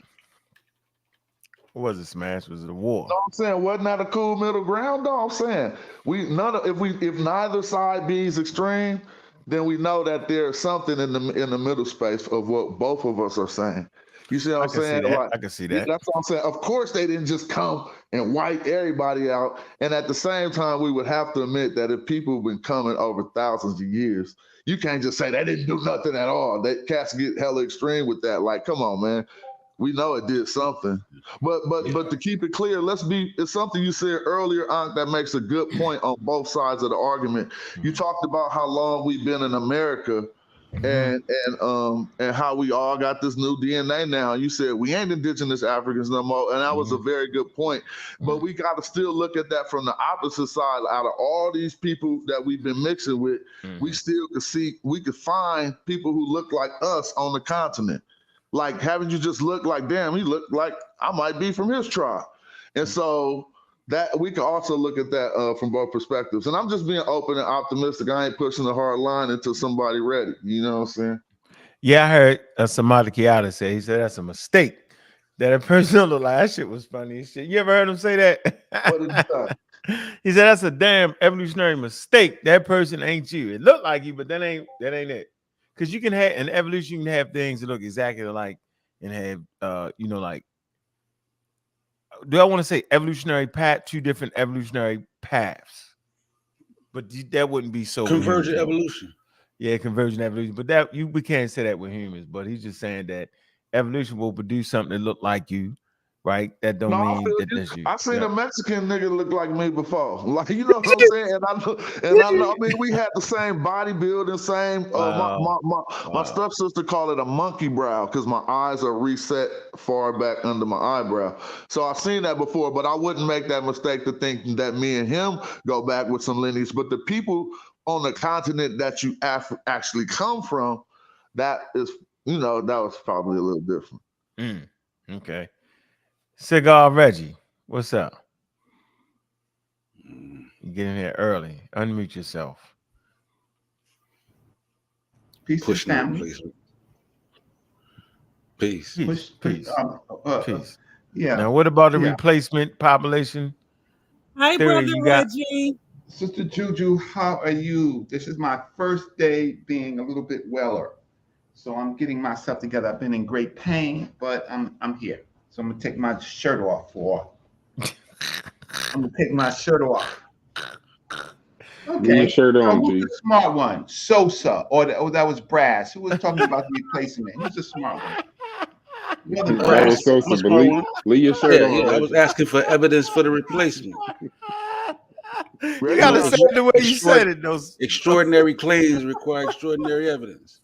You said something else. You said it slick. So how you say it? You said something. It was. So you said the evidence of lack of evidence is the such and such. has anybody seen like Christian Langer's, or I think his name is Langer's book on Egyptian deportations? No. Okay, that'll be a good one to look at. I'm gonna let Reggie do his thing, and we could get in on that. Yeah. So before we get to the replacement, right? The replacement. So you got sound effects? They're just natural sound effects. Huh? No, that was me. Look, every time you talk, No, that was I'm a something step. else. All right, There go was ahead. some grunts. Okay, so unmute your mic. I'm listening, bro. We in the middle. We're in the middle. I'm gonna do Smash Rockwells. We're in the middle of the street. Yeah, wait for the evidence. My ears is open. No, unmute your mic so I can see you. I don't have the camera hooked up to my computer, bro. You don't have a cam? I don't have the camera hooked up to my PC. You need a fundraiser? Nah, I don't understand. I'm sure. I can get a camera. But what about the replacement theory? See, now you're trying to throw curveball. You want to talk about how? No, because I see your evidence for the replacement theory? I see. Okay, before we get to the replacement period, right? Why are we gonna go? How you say before? That's what we started. No, you know where we're starting. See, that's your game, right? My game is what is being replaced. What? You don't. Oh, okay. So let me say it another way. So, what are the haplogroups of the modern Egyptians? Oh man, ain't going there. I don't understand, Reggie. What does this got to do with the people that are being removed? You have to show. You have to quantify that with numbers, bro. Listen, I've done show after show on the depopulation of Africa, right? But I want you to tell me that current population of North Africans that are there in Egypt, right? That they were the pyramid builders. I mean, then we could talk about they have ancestry. Of course, they have ancestry. The best the evidence from the evidence that we have that says that the evidence says yes, they are. That they that they're related to those people. Yeah, what evidence you got? Any evidence that say otherwise? No, don't play with me. You called me out. I was minding my own business. I asked for evidence for replacement theory. You start asking about their haplogroups and shit. Right, because what I am saying that the current population in North Africa, who are the modern Egyptians, replace the population before them. Okay, where the I'm other just population that was some replaced? basic Where'd they go? questions. Where'd they go? Yeah. So what were they? What were the Akkadians? The Akkadians are the Southerners that first started Egypt, right? Yes, no? You're talking the people in Akkad? Yeah, I mean, they played a role in the beginning of Egypt. I mean, there's multiple groups. Wait. You can't just say the Akkadians started Egypt. What the hell is, no. Oh, easy, because, see, that's why, listen, yeah, bro. You can't say the Akkadians started Egypt. Akkad, matter of fact, Reggie, source that shit up, bro. Like, source that up, bro. Akkad is pre-dynastic Egypt going into the dynastic age. I'm gonna ask you again. Source the Akkadians started Egypt. Say what? Source the Akkadians started Egypt. You get that for me? You got me. Okay, I'm gonna give me a second so I can get that. Oh man, don't do it. Since we don't bounce away from replacement, you know what I'm saying? We back to, you know what I'm saying? We start at the replacement, then we jump back. You don't know. Obviously, to the origin. You're gonna have to train your people train your people. High level replacement to the don't cry after Egypt, bro. Just that's what they doing. Don't cry to Ankh. He can't save you. So no. If you answer the question, you did the Jabari. Matter of fact, you did better than Jabari did. You gotta answer the question. Y'all right on what y'all saying. Go ahead. Okay, so let me just go ahead, to Smash. Wiki. No, I wasn't trying to cut you off. I just was saying we already know the answer. That's why you said don't do it, huh? Because we already seen the appear that Sosa's about to be down 0-1 as soon as Reggie pulled his source. If you don't know, Nakata is at the root that found the civilization of Egypt, bro. Yeah, I mean, like I said, there's multiple. They're not going to say the Akkadians started Egypt. That's what Reggie made up. No, they're going to use that exact language. They are going to use that exact language, bro. Source. Let's go to Wikipedia. Unc's favorite. I like Wiki. You do? Okay, put it up. I like Wiki. I definitely like Wikipedia. Okay, wonderful. So let's get you out on the first damn line. Make it a little bit bigger. Make it bigger on your end, Reggie. That's it. Okay. You messed that up. Yeah. Oh, go the other way, Reggie. You had it. Go hit it again. Yeah, that's good. That's good. You can see it loud. Nakata 3. 0 is the last phase of Nakata culture of ancient prehistory, dating from approximately 3200 to 3000 BC. It is the period during which the process of state formation, which began in Nakata 2, became highly visible with main kings heading powerful polities. You know, Scorpion, King Scorpion, right? You know the Abydos labels. You should know that. Nakata 3 is often referred to as Dynasty 0, proto-dynastic period, to reflect the presence of kings at the head of the influential state, involved which would not have been part of a dynasty. In this period, the king's name were inscribed in the form of Serex. So it was right. So can we start right there? So yeah, tell them find the rest. Tell them when they said they was niggas at on that. Nakata 3 often referred to Dynasty 0. Yeah, right? You're reading this for the first time. Go ahead. The pro-dynastic period. Yeah, proto-dynastic. So Nakata refers to So it refers to a period. Right? Let me no, stop it. Stop. You're embarrassing. The pro-dynastic period in ancient Egypt was no. Let's let me play with it for a minute. You know what proto mean, don't you? Like the prototype. Like the prototype. Proto means. I'm talking about. You take a prototype. To it being you work with the prototype first, and if the prototype is good, you rock with it. I don't disagree with the prototype. You don't understand? I don't disagree with the proto part. It's referring to a period.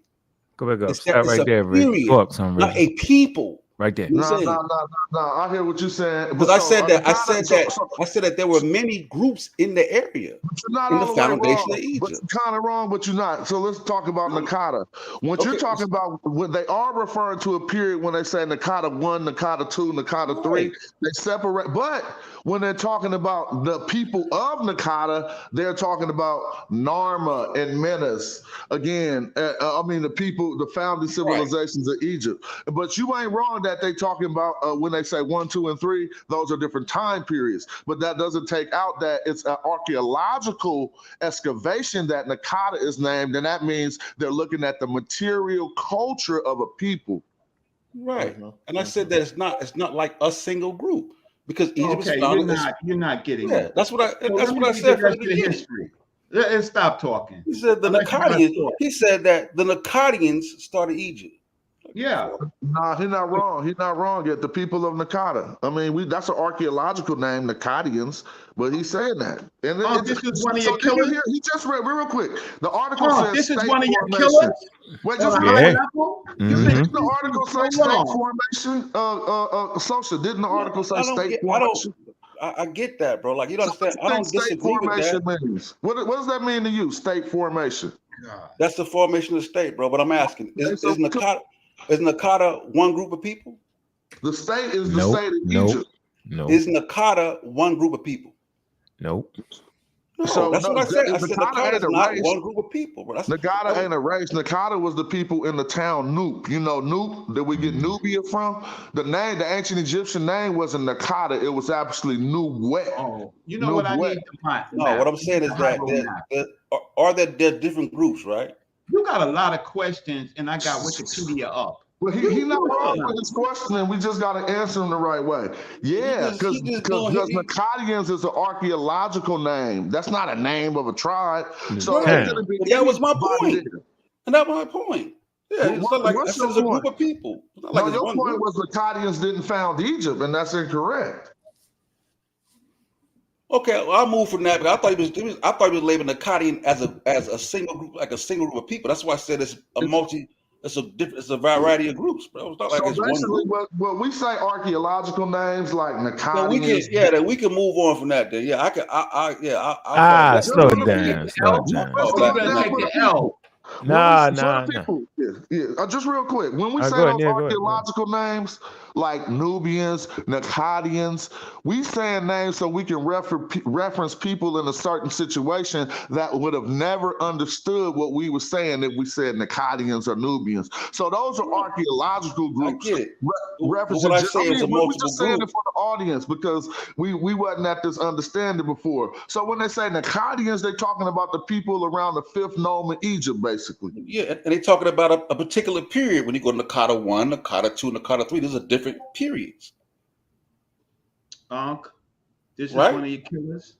I was minding my own business, and he said, "No, we was talking about replacement theory." Yeah, just stay right there. Don't pre-dynastic Egypt. Don't worry about it. Don't worry about it. Yeah, but I'm because we gonna get back to replacement theory. We're gonna definitely get back to that. I'm taking you back to replacement shit. He gonna get his point. He gonna get his lick back, Reggie's what he's saying. Nowhere. Let me just get my screen again, because you. He ain't gonna die easy. So We're gonna figure it out. Let me see. We're gonna find. What do we? Yeah, let me present my screen again. Let's present screen. I'll wait for this. How you gotta do it. This how you gotta do it. Look, let me share my damn screen. This is what we're gonna do. Okay. What you doing?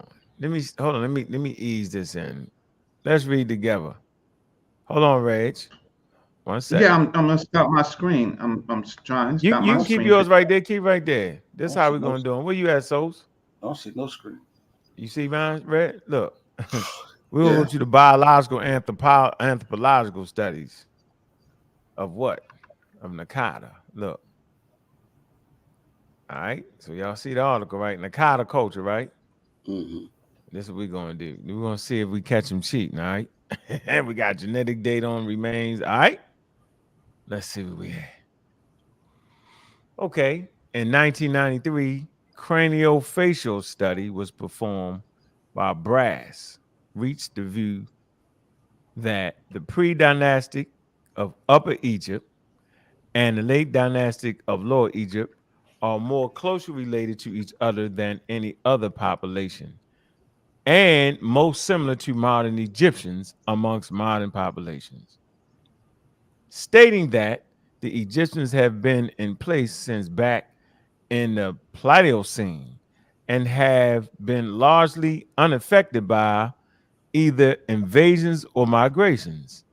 The craniometric analysis of pre-dynastic human remains found that they were closely related to Afro-Asiatic speakers. All right, y'all see what the Afro-Asiatic speakers are. This starts in Ethiopia. Afro-Asiatic speakers, speaking populations inhabited North Africa and parts of the Horn of Africa, the Maghreb, as well as the Bronze Age medieval period in Nubia, and the specimens from ancient Jericho. The Nakata skeletons were also morphological promaxed to modern astrological series from Europe and Indian continent. However, the Nakata skeletons and these ancient and recent skeletons were phenotypically distinct from skeletons belonging to Niger-Congo speaking populations inhabiting sub-Saharan Africa and tropical Africa, as well as the Mesolithic skeletons excavated at Wadi Halfa in the Nile. In 2022, the methodology of Brass study was criticized by biological anthropologist Soy Kiyata for misstating and underlying assumptions of cranial varieties and principal components analysis used in other work. Also, Kiyata noted that 1993 overlooked the fact that even in their study, the Egyptians could be found clustering with ancient Nubians and modern Somali and tribal Arabs. Okay, see, y'all see what's happening here. Hanera in 2003 performed a craniometric study on 70 samples from the global database, which featured samples from pre-dynastic Nakata, 12th, 13th dynasty Kerma, which were classified in the study as North African. So they're in Kerma, all right? And they classified them as North African. So we can kind of see how there's a mix of North Africans. And other samples of Somali along the Niger, which were classified as sub-Saharans, but lack specified dating period. Now, when it's in red, yo, the red.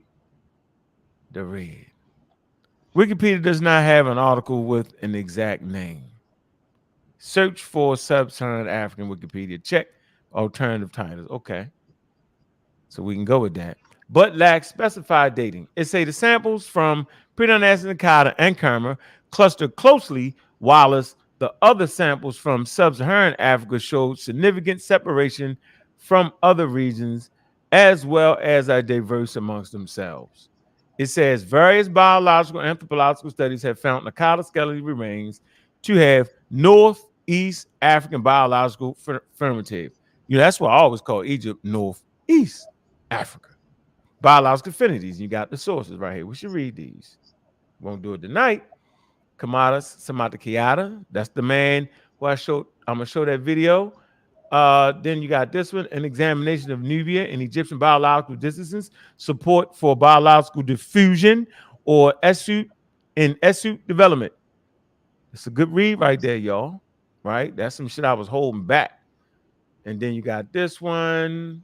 You was holding Wikipedia back, or you was holding? No, I was hoping. No, this is a good look. Most of y'all ain't. Hold on. No, most of y'all ain't read this. I read all this shit. Yeah, I know y'all ain't read all. I read all this. I read all that. Mm-hmm. Right.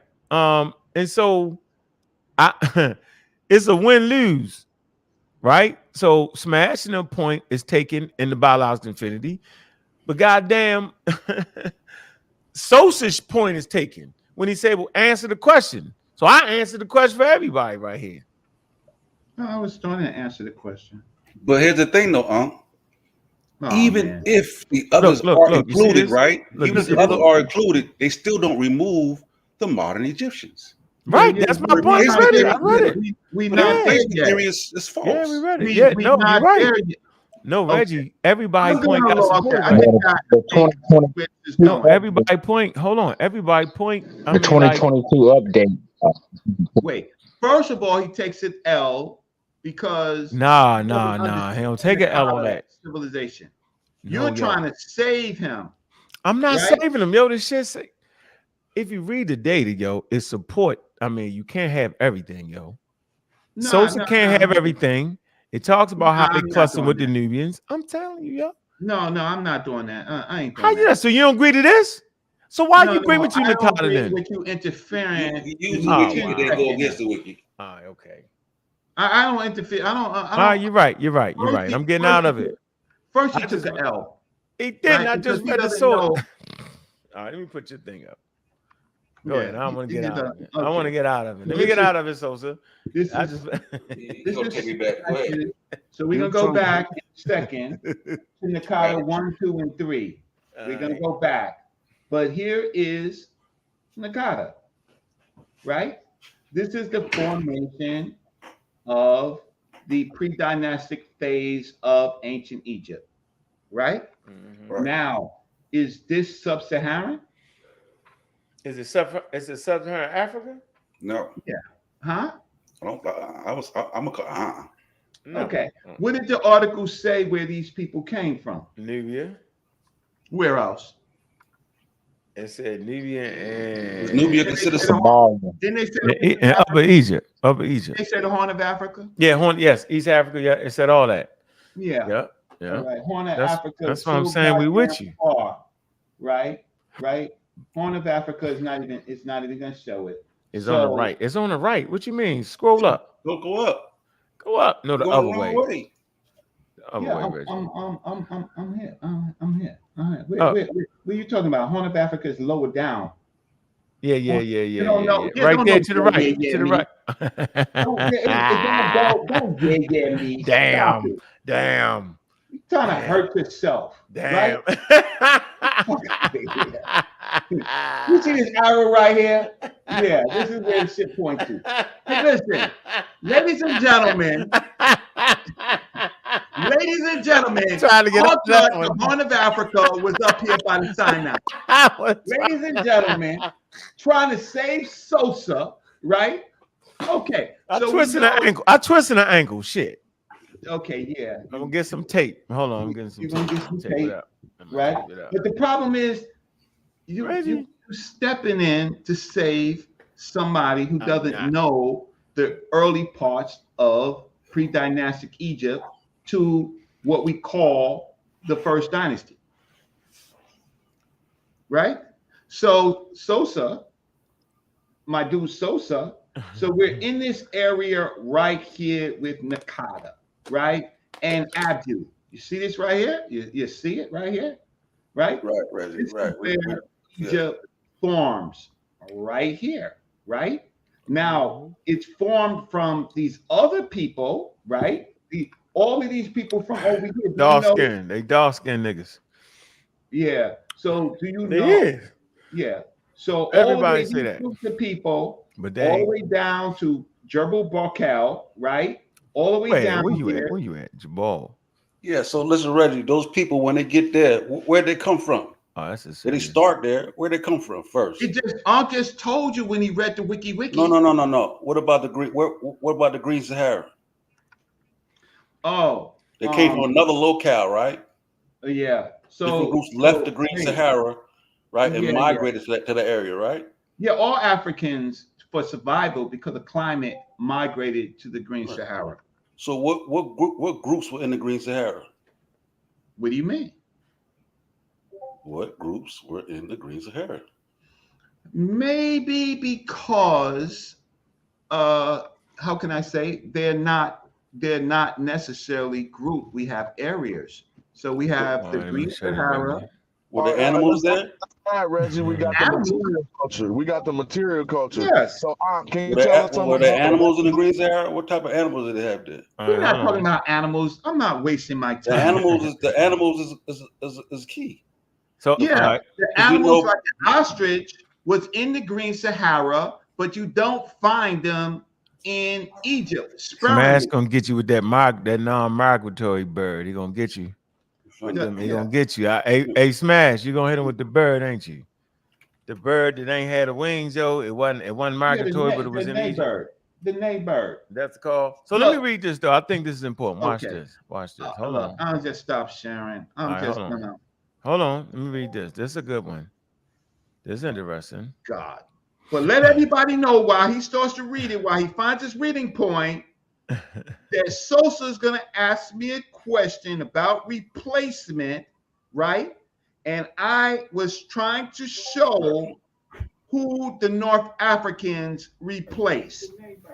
And Unc doesn't know where the Horn of Africa is. That's not a fun list. Right? He tried to save Sosa. I'm going to save you now, Reggie. Let me save you. Various biological anthropology studies have found the Nakada studies to have Northeast African biological affinities. Biological anthropologists Marta Chiara and A.G. Boyce have stated that the studies of cranial from southern pre-dynastic Egypt form the formative period, 4,301 BCE, show them usually to be more similar to the cranial of ancient Nubians, Kushites, and Saharians, or modern groups from the Horn of Africa, than to those of dynastic northern Egyptians. See? No, you messed that up. Man, let me finish. I didn't mess it up, Reggie. You got to stop. You fucking it up. You messed that up. I didn't mess it up. Or ancient modern Southern Europeans. It say they don't look like these niggas. It's saying that, and I keep telling y'all this, the upper Egyptians was the dark-skinned ones, right? And they the ones that's the ones that population ran over these niggas. They ran over them. Remember, you can show the but it was culture there, period. But that southern culture, right, overran the northern culture. And that's when they become Egyptians. Am I wrong? Am I messing that up? No, you are right about that. All right, but they all Egyptians though. Whether we fighting and all that shit, we unify as Egyptians. Oh no, you're trying to I'm telling you how I was. I'm just saying, like, Reggie, where's the scholarly article that supports the replacement theory, bro? That's really what I'm waiting on. Oh wait, like, I don't want your conjecture. Give me the scholarly article that supports you, bro. Period. Well, first, listen. With what you already said, it said it though, Reggie. Here you go. The dynastic. I can put him on Dulcinea level. And that's terrible. And late dynastic Egyptians are more closely related. Look, each other than to any other population, and most similar to the modern Egyptians amongst the modern population, stating that the Egyptians have been in place since back in the Paleocene and have been largely unaffected by either invasions or migrations. You gonna listen to that? Okay, yeah, I am. You can't take all of it, huh? What'd you say? I'll put my screen back on. What'd you say? Past that though, Reggie. No, you saying that's incorrect? Is that incorrect? No. I'm not saying that's incorrect. He's trying to save you. No. I'm not saving him. I'm saying, Reggie, is that correct? Is that correct or incorrect, bro? Like you doing a magic trick. Is that correct or not, bro? Is it correct or not? That's incorrect. Let's start. Where does he want to start? Incorrect. 2022 update. The 2022 update. So it's incorrect here, but the 2022 update. What 2022 update? Yeah, because we had an update. When you go down, it tells you that how they overlook. Where? What he did is he just added. He did not the 2022. He's adding, not debunking the modern Egyptians. He's adding other populations into the fray. Right. He's not debunking the modern. Where y'all at? Okay, right here. In 2022, the methodology of Brad study was criticized. All right, but where's the Brad study? The Brad study. Keep going. Keep reading. Yeah, he want to save himself. So you said noted that the underlying assumption of craniometric principles. Yeah, but this wasn't a Brad statement up here though. Yeah, that wasn't that. That was something different. The Brad statement would occur somewhere in here, I believe. Yeah, look, follow the footnotes. Go to the footnotes, and then you will see Brad, and you will see where Brad is, and you'll see where the footnote is. Okay. All right. What time is it? 11:56. Yeah, we ain't gonna burn this out. I want to make sure y'all voice get heard. I've been beating y'all up all week though, so I'm gonna get you. Yeah. I think I agree with the whole article though, so I don't know. I'm y'all better than me. I can't go past that shit. Y'all got a skill set that I don't got. Then if you start reading this shit, the A group, Nubian, Bronze Age, Leech, Lakesh, Palestine. Remember that? Remember Smash, y'all talked about this group. Hey, Smash, remember this? Where you at? Right there you go. Yeah, this the group y'all talked about went to Lakesh, remember? Remember the Stella you showed? That's this right here. See? Y'all got to read this. That's some serious shit. Y'all know how to read all. Here you go, Lakesh. The Badarchi, Lakesh, Nakata, Lakesh, the gene flow. Yep, so they talking about the pop. This is a good one talking about how the population went over there. Then you got Christopher Eric. I ain't gonna finish reading right here, but that's something y'all can highlight on your next show, Smash. Read that one. Get them niggas with this, yo. Read this. What do you wind up saying in that? Shit, I'm just showing you that. I don't want to read it. I don't want this. I want you to read it. Like, see, I wouldn't even go against that. I would expect them to be closely clustered if they're all apart. They're right there in the same damn area, bro. Yep. Like that's not like I wouldn't go against that. That's a mean motherfucking read right here, though, boy. That's a mean read. Y'all see this though? Look, see these artifacts right here? That's like a Mesopotamia thing. See that? That's the ball Iraq knife. That's what I'm looking for when y'all talk about Egypt and West Africa. I'm looking for this type of artifact. See, I know the motifs is Mesopotamian. See, that's the shit I'm looking for. When you talk about all that, Well, it's on the normal palette. That's almost the same thing. It's on the normal palette. When you look at the normal palette, it's almost anonymous. I went for Reggie to show me the scholarly article so I can read it. Yeah, your turn, Reggie. Go ahead, Reggie. I'm getting out. Drop it in the private chat, bro. Drop the article in the private chat. We got our man the man showing up. What's up, brother? How you doing, man? Go ahead. Hey, how you doing? Bro. Peace and love to the panel. I'm Go ahead, sorry. bro. I've been trying to get on for a minute.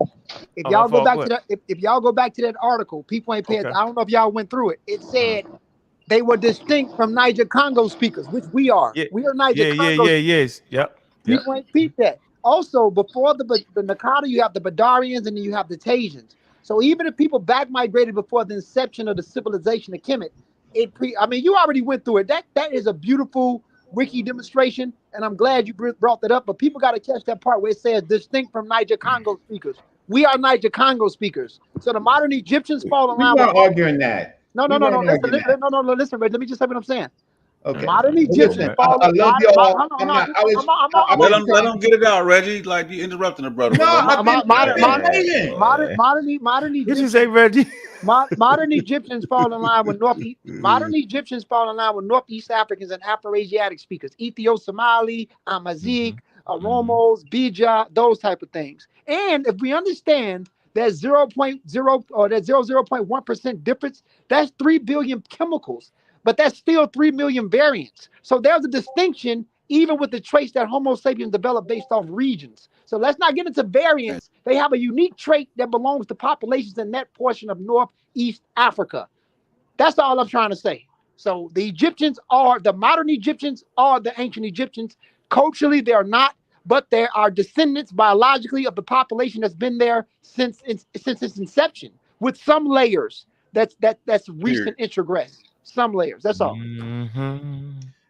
Listen, it's late. I was trying to talk earlier. Okay. Unc is the host. No, Unc is the host. So he has the right to come in and make his point. Fine. Oh, I feel you. But guess what? I'm not doing this tonight with you. Y'all can continue. We'll talk again at all right, bro. Good night, Rick. Right? But Sosa, before you gotta answer that question over. I ain't talking GTG. Print that scholarly article on replay. Yeah, don't talk to him no more. To answer the question, first we have to identify who was the original populations. Sosa is going to ask me a question, but he doesn't know who the original population is. I want that. Just give me the scholarly article. I ain't got to ask no questions, bro. I understand. I ain't gonna take your word for it. I want to read it myself. Go to Wiki prehistoric Egypt, and they give you Upper Paleolithic, Neolithic. That question we're not even answering. We're not even asked that question. We're talking about the formation of Egypt. Hey, listen, trying to prove that the modern Egyptians ain't related to the game. Is this a pseudo killer game? I mean, is this a community of skeptic game? Is this how you do, Unc? I ain't say nothing, yo. I ain't say nothing, yo. No, it's just your channel. He asked me if the modern Egyptians were related to the ancient Egyptians. The answer is yes. What I do? You say the answer. You know what? Give me another time to come on, right? Reggie, what the hell I do? I'm sitting here being quiet. I'll let you off the hook. Thank you, sir. I'll let you off the hook. He asked a question. You're gonna ask a question for you. Sosa, before we start talking about replacement, we have to know what was replaced. So Reggie, let's go to prehistoric Egypt on Wiki, or we can go to genetics of modern Egyptians. It's all there. Y'all. With citations. Man, when you have a debate that's coming up. You ask Reggie who replaced the Egyptians, that nigga say Persians. He started talking about the goddamn Persians and Arabs and Greeks and all type of shit. You don't now know that? When I ask him, he want to talk about goddamn Mikado 1, 2, and 3. But you don't know that? Prove that, then, Ray. That's what I'm asking. Prove that was a population replacement, bro. Give me the numbers. Show me the size of the army going in, and show me the people going out, bro. Show me the population size prior to. Take me half an hour. Here you go, Reggie. Let me read this, Reggie. Don't move. Look, Egypt has a I long. tried that shit. I beat that shit the last time you tried. Look. Egypt. What source you got? Whoa. Hold on, Hey, Reggie. there go Look, the Egypt source has right a there. long. Hey, Sosa, you my man. I know. Come on. Hold on. Cut it Egypt out. has a Egypt has a long and involved democratic history. We agree. This is partly due to the territorial geographical locations at the crossroads of several major cultural areas. What's the major cultural areas? North Africa, right? The Middle East, and the Mediterranean and Sub-Saharan Africa. In addition, Egypt has experienced several invasions and being part of many regional empires during its long history, including by Canaanites, ancient Libyans, Assyrians, Cushites, Nubians, Persians, Greeks, Romans, and Arabs. It's all here. Neolithic pre-dynastic periods, right? They give you all that. I'm not reading all that, which is a great fucking read. But if you look at the population here, Powerful. the millions, right? 5,000 BCE. How many people was in that motherfucker? Look. All right. Look at it. It was under 20 million people. That's for damn sure. 1 million people, huh? Less than 1 million people there. You know, the Nile is the longest river on planet Earth. It stretches. It would stretch all the way across the United States and half of it again. Okay. Look, 3000 BCE. You might have 1 million people, maybe, if that. 2000 BCE, right? Then the population, boom. 100 million motherfuckers. See? So I'm waiting. I was thinking that this source might show you a complete no, but you do see other groups coming in. You see it, but this Libyans are Africans. Ancient Libyans are Africans. We're not gonna act like they're not. The Nubians are Africans, right? And the rest of them will be invading groups, but these Greeks ain't pale skin. These Romans ain't pale skin. Arabs can range. Persians can range, right? Assyrians, I know the Persians can range. I'm not sure about the Syrians. We know what the Cushites is. Canaanites range. We got pictures. We seen the Canaanites. They can be brown skin. They can be light skin, right? Yeah. So it's the conversation is very complex and nuanced. That's why. Real quick. That's why I'm go ahead. Any of those groups that you talked about, right? That you talked about. Were which of those groups of people that you talked about was formative to the pre-dynastic and the Old Kingdom and the Middle Kingdom? Which of those groups that you talked about was formative to the original population? Hey, go down. Go down to Neolithic and break it down. Even the back migrations going back like 16. No, we're not doing the back migration, dude. We're not doing that. I mean, Ngozi.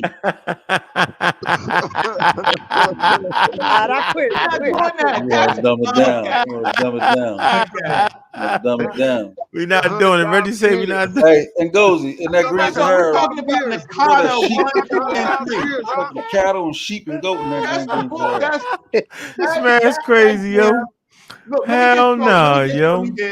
And then I think I'm gonna call it. No, hold on, Reggie. Here, this you. Look,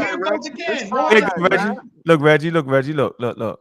Here you go. Look, around 8,000 BCE, the Sahara had wet phase, Neolithic super pluvial, Holocene wet phase. Right. There is very little evidence of human occupation of Egypt, Nile Valley, during the early and middle Holocene periods. This may be due to the problem with the site preservation. It says the middle Nile, Nubia had a pop. Remember I told y'all that map? Remember I showed y'all that map? I say them niggas never left because the shit never got messed up. Watch this. Nile Valley and Nubia had population settlement attested by occupational sequences since the Pliocene and the Holocene. So these groups never actually left. It say people from the surrounding areas moved into the Sahara, and evidence suggests that the population in the Nile Valley reduced in size. It says several scholars have argued that the origins of Egyptian civilization derived from pastoralist communities which emerged in both Egypt and northern Sudanese regions of the Nile Valley, 5th millennium BCE. Do y'all niggas need to read more? Man, I'm trying to say it. I'm trying to tell y'all. Hey, go to that morphological and genetic. We're not gonna do that. Y'all see this game. Thank you, ladies and gentlemen. The game is over with. We're gonna go to the end of the show. We're not reading no more. Hey, ladies and Hey, gentlemen. Smash, we're gonna end them right there, yo. I'm tired of helping everybody, Smash. Yeah, you helping your own team. You didn't read. I don't disagree with. You I didn't don't read that. disagree. You I don't didn't disagree read that with that. morphological and genetics on purpose, though. I ain't get there yet. We're gonna do that next I don't show. disagree with that. I don't disagree with that. The Gozi's game is to go far back. They gonna get us lost. I can read that. I can read that. I can't read it. I don't trust. Look, we don't trust Gozy. We don't want to read it, Reggie. Your neck bone connected to your hip bone. He gonna hit us with that. Star Wars start, right? I'm gonna read this in silence. I'm gonna put this in the chat for y'all. Y'all can go read it. I ain't reading it. The last thing I know it's gonna be good though, huh? The last thing I want to show. Hey, Smash, do me a favor. Yo, go over these 2 articles on your show for me, please. Will do. The population history of Egypt and the Nakata one, yo. That's shit serious. Might do tomorrow evening. Okay. Yeah. All right, I'm gonna say that for you. So let's just get you. So any closing statements you want to make? Oh, here you go. See, Reggie, don't show this, Reggie. See, this don't help you, Reggie. This helping Gozy. No, it don't. It do. It don't help and go. It do helping Gozy. Look. It don't help and go. I show something, and then he says that it helps and goes. It do help and Gozy.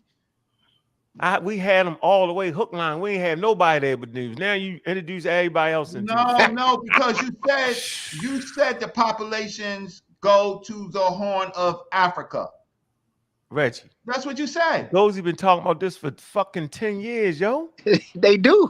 That's what the fuck he been saying the whole time. This is exactly what he been saying the whole time. Me and you just like it. Look, I watch this. No. Listen. Hold on, don't say nothing, Gozy. Hold on, Gozy. I'm gonna say this. No. I'm gonna let you talk, Reggie. Listen. No. Stop it. No, Reggie. Me and you talk about the purple and the blue. No, Reggie. Me and you talk about purple, blue, red. Yeah. We never talk about the orange, yellow, and green. When Gozy talk about the green, yellow, and orange, me and you and Smash talk about the red, purple, and blue. Trust me, my nigga. Trust me what I'm telling you. All right, go ahead. I'm gonna shut up. We talk about my nigga. We talk about the orange, the red, right? The purple and the blue. No. Let's see who do a better job of explaining that, you and Gozy. You go first, and then Gozy can go. Go ahead. Explain it. We listening. Okay. We're talking about the formation of Egypt, right? It happened over a long cultural process. Okay. Right? After what it says, the end of the Green Sahara, right? You have these populations, right? From the south. Okay. Right? Now, where is sub-Saharan? Where sub-Saharan starts and ends? That's the question. That's a question. It's very fluid to pseudos, right? I don't use that. Okay, thank you. You don't use it, right? No, because it's 1994 time. I know. So these populations that I am talking about, right? And we'll talk later in Gozy about the haplogroups, right? But these populations and their haplogroups in this process, they move from the south to the north. That's where it's these populations. They move south to the north, right? There's a big open question in the data when these populations change, how they change, right? Or they're not even fucking used. They're not even used anymore to do comparisons. In the fifth millennium, right? We have these same populations moving forward, and we have more data because of archaeological record of things that are stratified. These groups right here from this map are moving up. Now we know the areas in which they are actually moving up, right? Okay.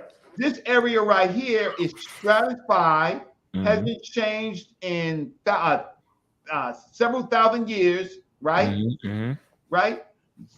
We get to this area right here in state formation, which Ankh was talking about when he was reading. So now we have these groups moving to the north.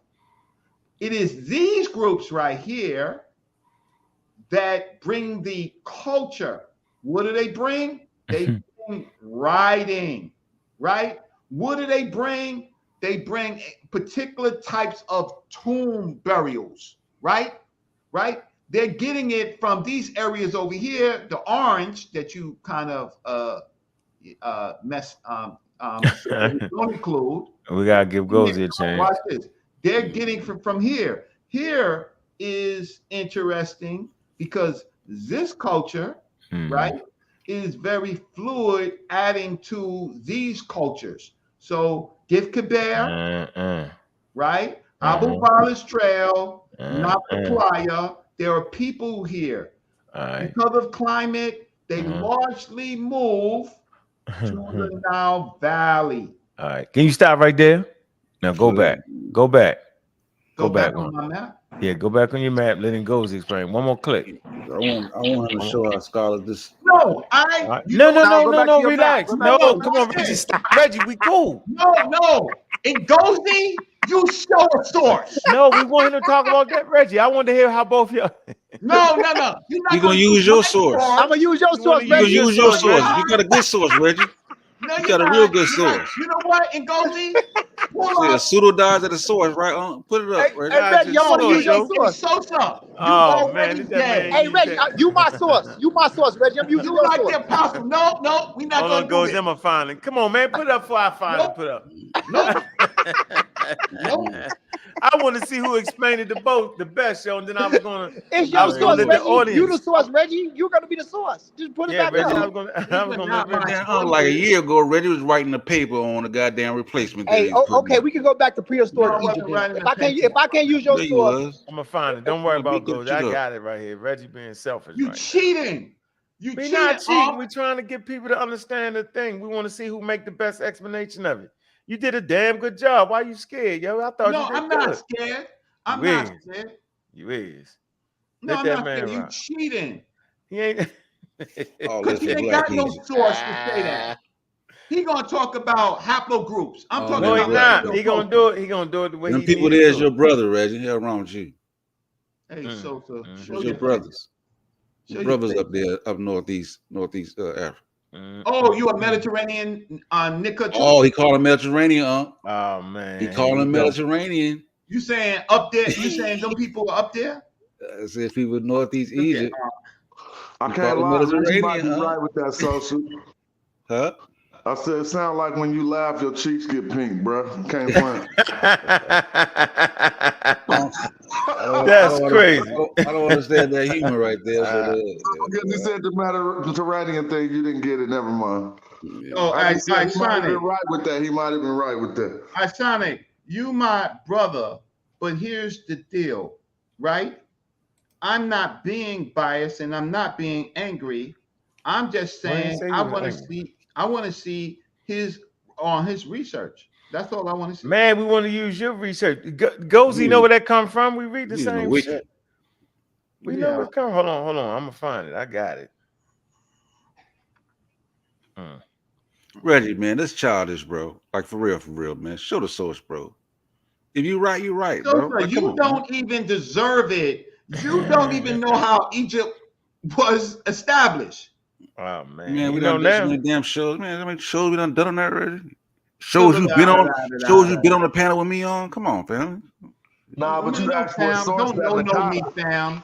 Don't know me, fam. And then you had trip up. You had no. I was saying, like the Nakadians being just one people, because my argument was like, nah, it wasn't just one people. But he was saying as a group. I said, okay, I agree with the group thing, yeah, but it's not like it's just one. He make it like the Nakadians, like the goddamn, like the Yoruba tribe. I'm like, nah, like it's groups of people in there. Yeah. The foundation not just about one group. That was my point. Yeah. So check this out. Yes, we're talking about the material culture of the groups of people. So we're not talking about bloodlines. We're talking about the material culture of the Nakadians. How do we separate them from the other cultures? That's how we're doing it at this time. I think we did a good job. You're gonna do it with pottery. You're gonna do it with some of the burial practices. Then you lose, because that's how we established Nakada civilization. and Nubia age civilization. No, I don't disagree with none of that, right? I don't disagree with none of that. Yeah, obviously you don't disagree. My with thing that. is that my whole thing was that the population there now are genetically related to the ancient people. Oh, now you effed up. you freaking effed up. You effed up, Sosa. That's what the wiki said, Reggie. The wiki no. effed up. I ain't the wiki effed up. Yeah. Okay. So that's the problem. That is the problem, right? You're drinking from the wrong source. You're reading it wrong. Oh man. So I already showed you on my map that Ankh is showing you that you have culture moving up to the north. I agree, Reggie. And they're in. Watch this. They may be different peoples, right? That came from the Green Sahara, right? With a lot of different genetic material, but they form cultures, right? Now, but we do know, watch this, we know the haplogroups of the Nakadians from the samples that we have. So that group, that sample disappears from the record. Oh, you ain't know that. Was there sheep in the Green Sahara? We talking people, you talking sheep? Was there sheep? Stay on topic. Was there sheep in the Green Sahara? But I asked the question though, that was right? relevant. Where them sheep come from? Bobby, sheep's are indigenous to Africa. Where they come from? They walk there by themselves? No, it's a better question. They definitely do. A lot of times they do, unless they're being herded. They walk there by themselves. Unless they're being herded, they'll go to a new graze pasture after they eat up one. And humans sheep come from a particular place. That's the first lawnmowers. But hey, Bobby. What's up? Remember where that wavy line pottery came from? That was found in Egypt, but where did it come from? It came from the Sahara. Where at in the Sahara? All over. All the way across, it's spread as like a mega culture almost. Thank you. So we find one material culture spreading all across the Green Sahara. Why your man's act like he don't know that? I don't got an issue with that. See, you thinking I'm saying that, like in some way I'm saying that there was no type of sub-Saharan person. That's not my argument, bro. I don't fight that. I don't fight that Nubians had that they shared a close up affinity to the Egyptians. Like that's not my fight. It's probably like mine. But I'll share my screen. I don't say every Egyptian was black, bro. I never say that. What I really be banging is the black parts. What they call Egyptian Nubia. They call that from Thebes down. If we really want to get it, and they tell you that today. That's where you find the black people. And so, it's just fun. I don't care. We be getting. Can you show my screen? Yeah. I'm not fighting that. Yeah, that's not. Yeah, don't fight that. That would be crazy. They're right there. Don't fight that. You see this? You see this over here? you see this over here, right? You know the cave of swimmers is and the cave of beasts and Gif Kabir. You know where that is? Is that in Egypt? It's not the playa right here. Egypt right there. It's not the playa in Egypt. Is the Abu Balas Trail in Egypt? Yeah, I know you know. I'm talking to your I'm looking at the screen, Reggie. Egypt right there. Like, what's the point, though? Yeah, because then you would be quiet. If you're I don't disagree with that. You doing like the sleight of hand. I'm talking about. A sleight of hand is when I'm not doing. He gave you the bar. Yo, he ain't answered that question yet. We're hours. Hit me with the goddamn techno babble. No, because you need when a person doesn't know that question, formation. Watch this. When a person does not know the formation of for an hour, yo. I purposely let you do this. You did it for man. We talked about the Carter 1, 2, and 3. We talk about the different Nubian. Right. We talk about the burials and different types of burial practices. We talk about the goddamn cultural entanglement. We talk about shared ideas. We talk about distinct. Man, we talked about all that already. Here's the question. You're asking me as a teacher, right? Because I'm not asking you as a teacher. You got a bunch of questions and you ain't getting to work.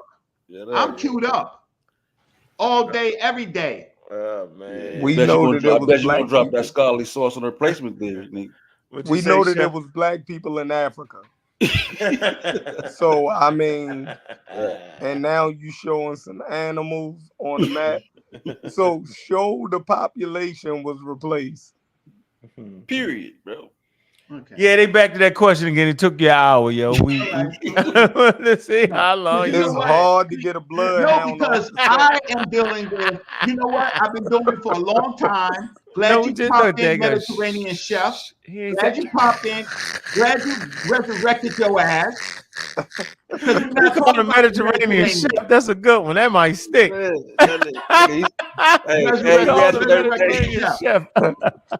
You asking that proof to get to calling your name and shit? Oh, man, yo, we call the Mediterranean chef, yo. Because before, see these populations right here, all of these populations right here, horrible, yo. That's horrible. These people were replaced by the like animals. No, because it's the people with the animals. The people are driving the animals. Okay, no, now Smash said they I walked in by themselves. I thought I was gonna have an educated question. I mean, an educated conversation. Say high level. You gotta say high level, yo. See, now you see the difference, right? Yeah. So the pottery culture. Watch this. You see the pottery culture, the wavy line and dotted wavy line pottery. Yeah, you stole my shit. Just for the record, nigga. Huh? But that's when they was look, you stole my shit and upgrade. That's an upgrade. Shit. Yeah, what are you talking about? You stole my idea. You stole my thought. I stole your thought. Yeah, that's just hey, Pure Black TV's Reggie said, hey, yo, that's heavy right there. Reggie. I'm in your mind. Hey, Reggie, that's heavy right there. That right there, whatever the fuck you got that from, that's heavy. Yeah, I got it from the store. Right? Here's that's showing that shit off the pottery and human migration. That nigga talking about pottery. Come on, man. That's the wavy line pottery and dotted pottery material. He's just showing how that shit is all over there. Yeah, yo, but all them groups in there, yo, is you got mixing from Indo-European and different, just mixing that Sahara though, yo. Right, and but Sub-Saharan African. The pottery types change, and that's how we know different cultures. Okay. We have to. Okay, I'll stop. Yeah, the different no, I was saying go for it. Different cultures, they got shared, but they got shared ideas. Some, I think the pottery would be shared. The Egyptians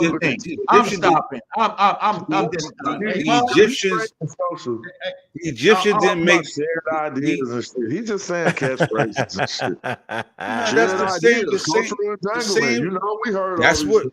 Right, bro, because it comes from the same shit that y'all be watching. Because when niggas say cultural entanglement, I've heard it before. Y'all niggas ain't made that shit up. We build together on these things. So right. I know watch the same shit. So I know you've been here. Right. And when those Egyptians had the same type of pottery, and then at a particular time period, their pottery became distinct. They moved away from the type of pottery. The Nubians stayed to their traditional style pottery. You gonna let your man mess that up like that, bro? Good. What'd he say wrong, man? Don't let your man mess up the wavy line pottery like that. What'd he say?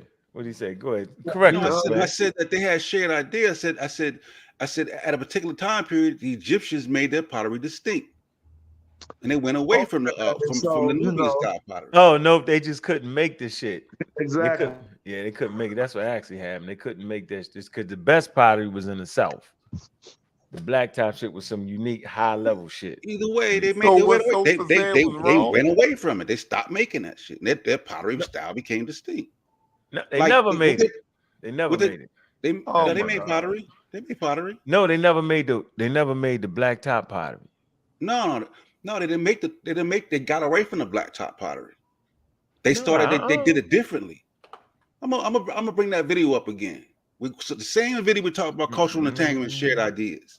Because what they're talking about is in the shared idea context of is that when those populations have these shared ideas, you can't necessarily tell. You start to tell who's who when the shit becomes distinct. No more. When distinctions are made. Sound bites, bro. You're just cooking with sound bites right now. Yeah, so I mean, bro, we can go to the video.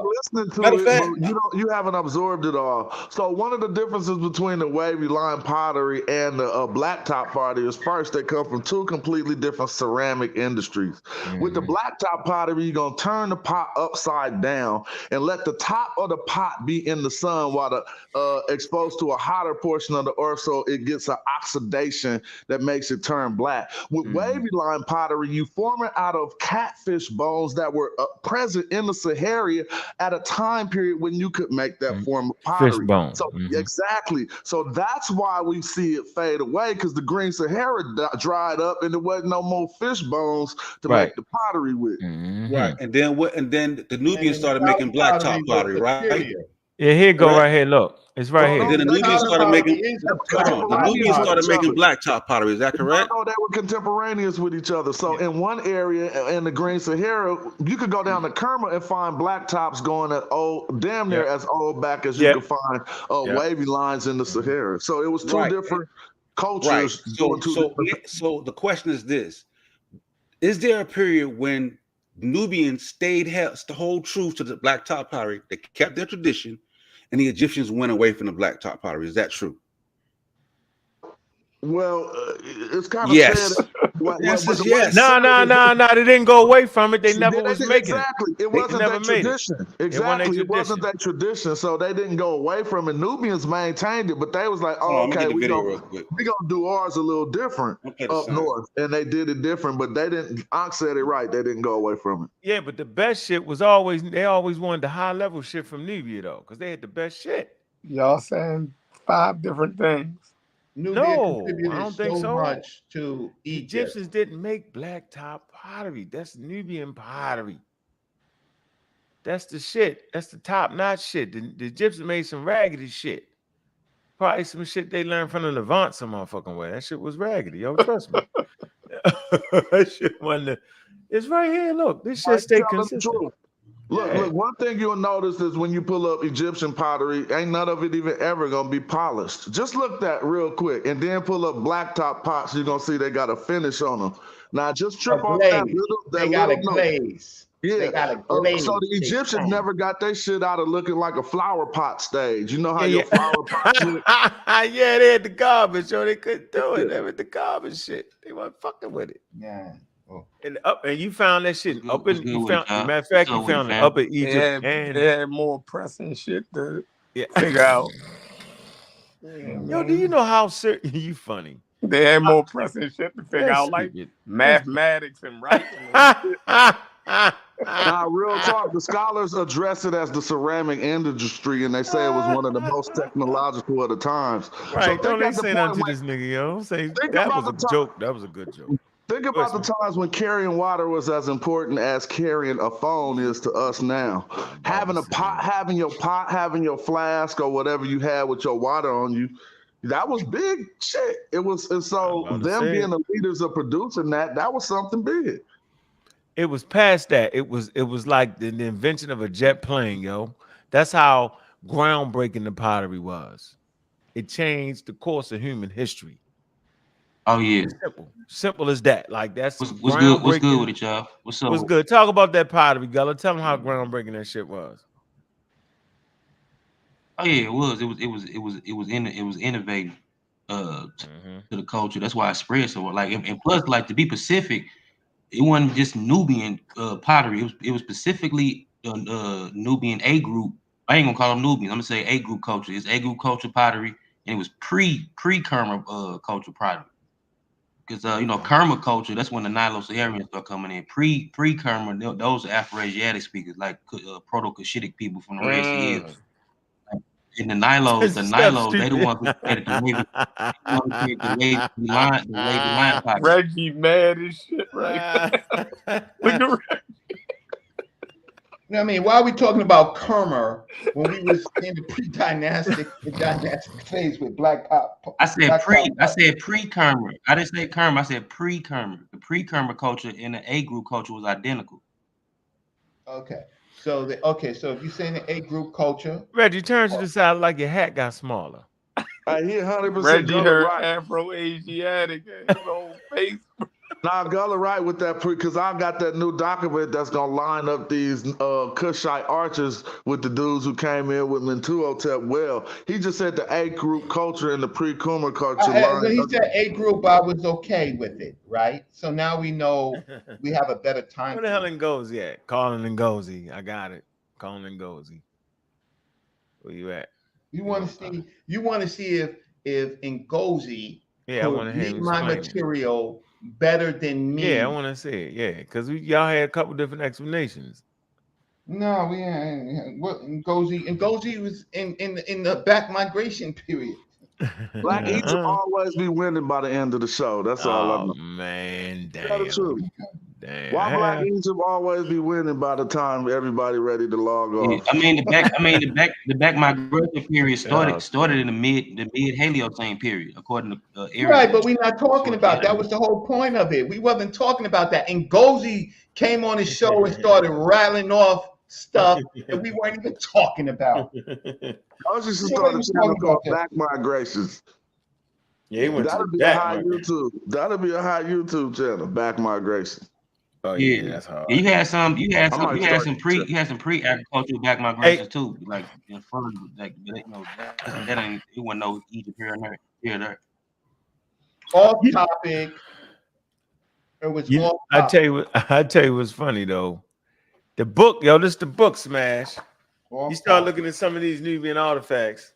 Oh man, I forgot all this stuff, and you got the book, bro. You know I got the book, nigga. I'm just letting you talk shit. You could have all this stuff.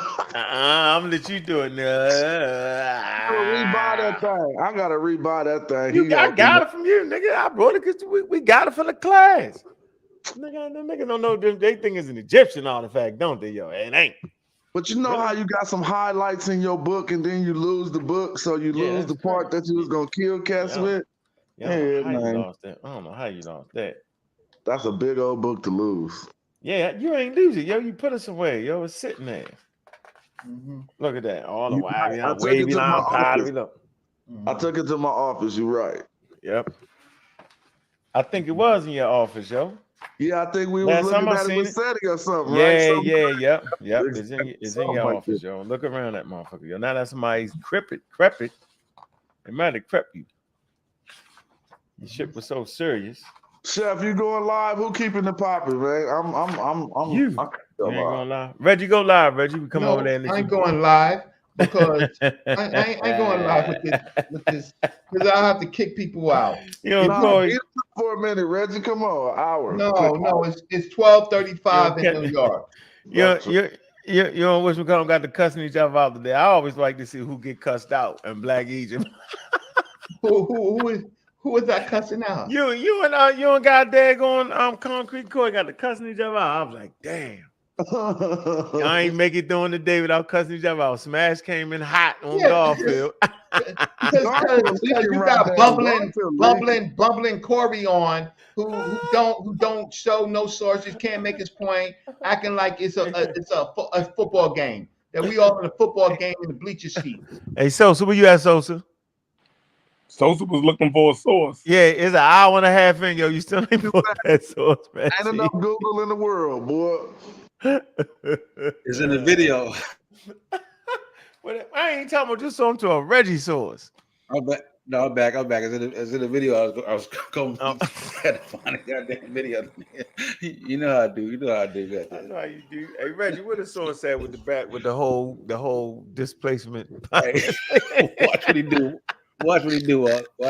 No, I ain't gonna press him on. My man ain't got it right now. No. I got it. You got it. It's just too late because first you don't get it. You know what? I'm laughing at you. I want to have later. It's just too late right now. You made it too late, you boy. got to know. First, Reggie, you my man, Reggie. You my man, Reggie. But you got to stop, man. Come on, man. You got to know what was replaced to start talking about replacement. You don't know what was replaced. Okay, we don't need to know what we want to. Reggie, you got to control this shit, bro. You got to control this shit, man. Ladies and gentlemen, Reggie's an hour and a half in, and they gave us that nigga. Yo, you made a whole show out of ducking the sword, so that was good. I gotta give it to you. You had me all into it. I forgot. We all in waving. I'm all in my Nubian book. Hey, look. We gonna wavy line pottery. I'm on wavy line pottery. All that culture. What the hell? The modern Egyptians. Yo, we learned about Nakata. All that shit. No, stop it. Fuck with you, yo. The modern. Let me laugh at you. The modern Egyptians. Who came in? Who run the land right now? Don't know shit. Of course not, yo. Of course Hey, they don't Reggie, know guess what I found, Reggie?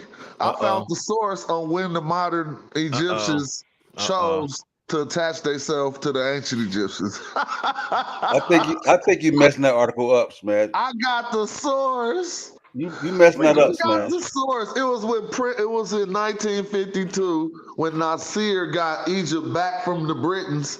They I know what you're talking about. Somebody just fell off. You talking about Pharaohnism.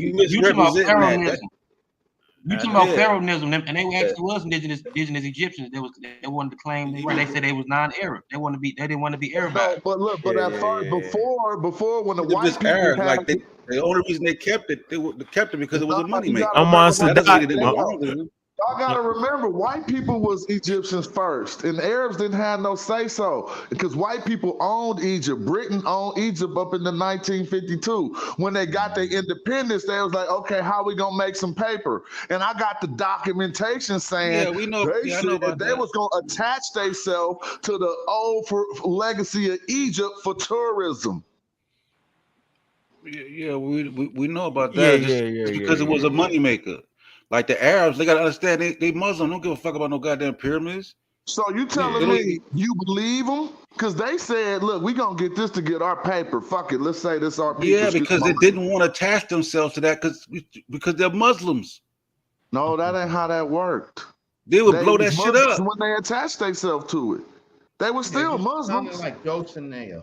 Yeah, but I'm saying the reason they chose to keep it is because they saw that it was a money maker. They said it was a money what were maker. they trying to keep? They lived there. They were monuments that at first they weren't attaching themselves to that stuff. When white people had, well, let's be clear. Everybody in here know that white people said they was the Egyptians first. We all agree on that, though, We don't right? disagree with that. No. Okay, in 1952, they started losing a hold on that when Arabs gained the independence of Egypt.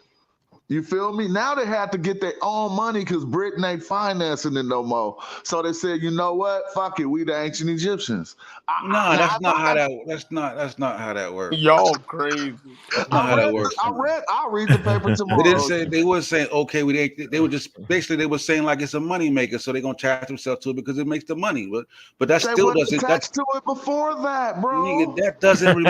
Listen, that's my point. What that got to do with genetics? What they got to do with so genetic we was having this relationship? argument in the 1940s. No one would be saying that the motherfucking modern Egyptians was the ancient Egyptians because they hadn't started claiming that yet. If they got DNA and anthropology, nigga, they would be saying the same shit. No, that was all like they just didn't want to attach themselves. They just attach themselves to it in terms of culture because they were culturally away from it. That's all I said. Actually, they told you what they thought because when they took it in 1952, they made it an Arab nation, bro. Come on now. Right, but when they saw how much money it was generating, it was like, yo, you know what I'm saying? They needed the money. So that's like us saying we the Indians right now because we see that everybody want to go to Tahuatucan or something. The DNA wouldn't line up. If we said it, the DNA wouldn't line up. But I'm tired of winning. I'm cool. Yeah. I'm tired of winning. I'm winning too much. Hey, Smash, it's like the same when people go to Kenya, they go kick it with the Maasai. You know what I'm saying? They make money. It's an economy based off. Hold on, tell me if I'm wrong. They were saying that their culture had been changed. I mean, they was, Islamic, and Islam comes a culture.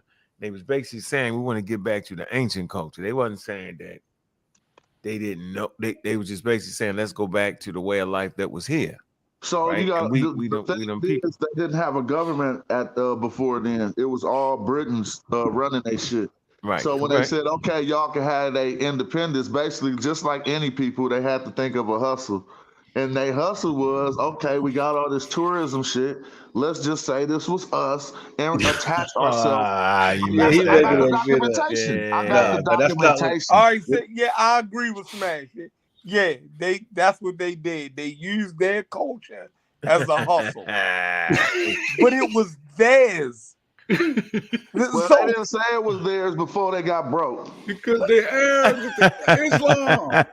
You don't say Right, they went like, broke and stopped playing. Oh my God! You know what Islam? You know what Islam represents, bro? Like, come on. I wish my computer was here. Ooh, God.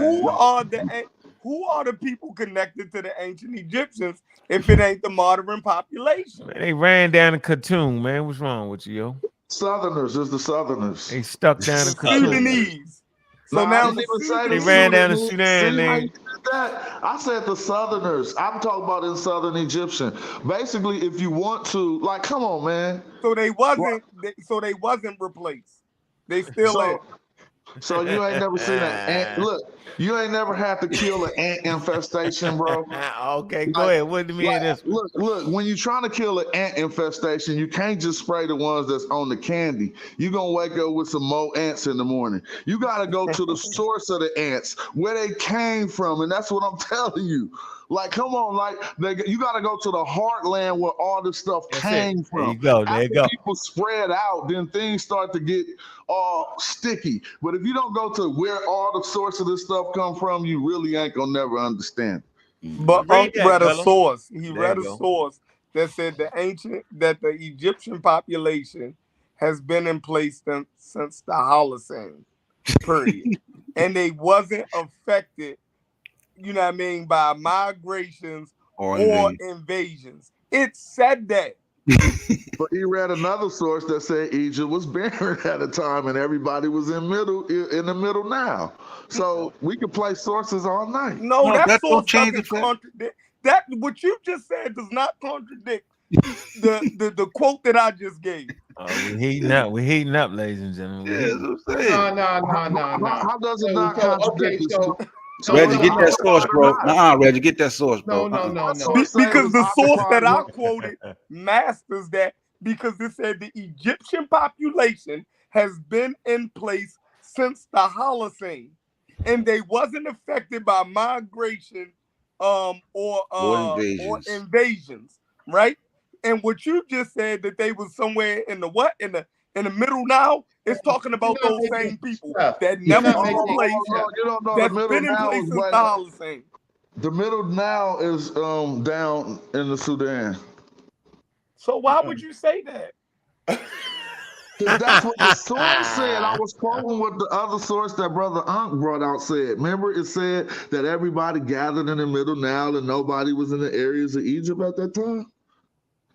That's before they came over from the Green Sahara. That's crazy. I'm just citing what the sources said. I got a good memory. That was before they came over from the Green Sahara. Man, Egyptians like was 9,000 BC. Like 9,000 BC.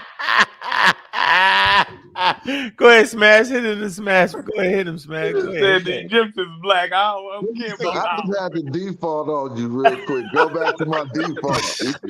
Yeah. Egyptians, they Negroid. What James said, what y'all talking about?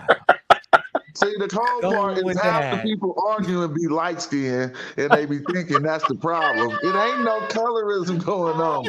Let's just get with it. Let's just cut it all the way to the chase. Y'all having a colorism issue. Y'all don't want them to be dark skinned. That's a new one. I ain't heard that's a new one, yo. The skin range, man. The skin range. Man. Wait, here go James. What's going on with y'all? James here? Y'all serious? I don't understand how y'all don't understand that. James the archer. What y'all talking about?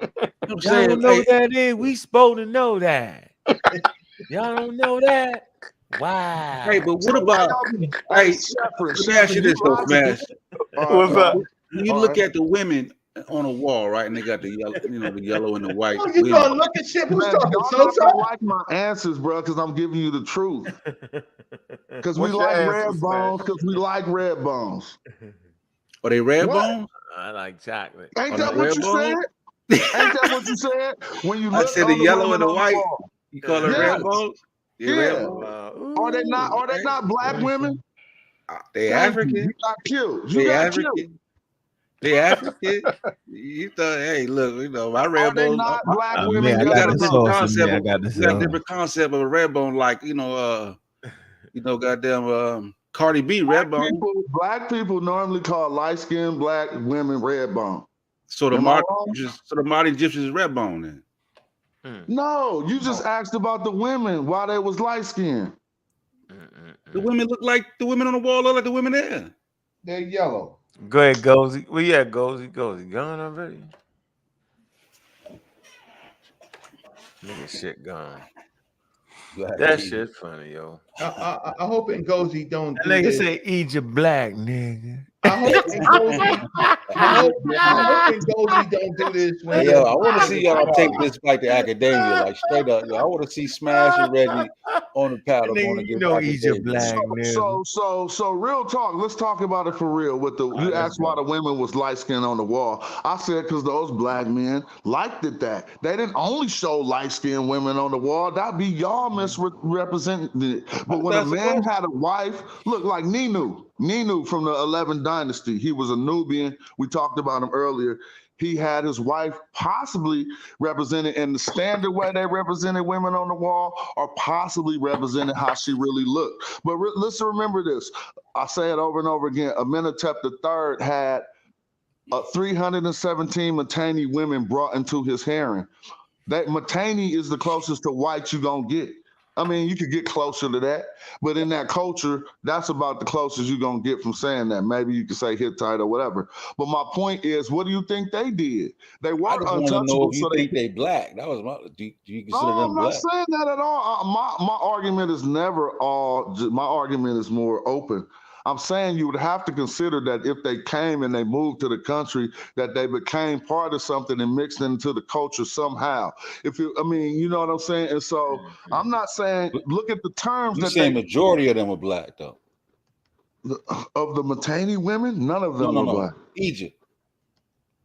If I was to have to say that, I would say that the founding civilizations was black. If you wanted to have that, if you wanted to hear me say that in that terms, because, you know, we scientific, so we don't use that terminology, because a lot of people could confuse us for talking about a racial construct. I'm talking about their physical appearance. I'm saying you don't think the skin, so you think the skin range only occurred when they got into the region and then when they started going up the north. You don't think the skin range prior to? Because the skin's been ranging since tens of thousands of years. Document themselves as being lighter than Nubians, bro. So it ain't about that even. It's just something going on. Kushites never drew themselves as dark as Nubians. Why you block out the picture of the woman who's the source, Christina Clora? Why you black out? Why you black out my girl, Christina Clora? Who you getting that right now? From the slide that got up. I'm waiting for...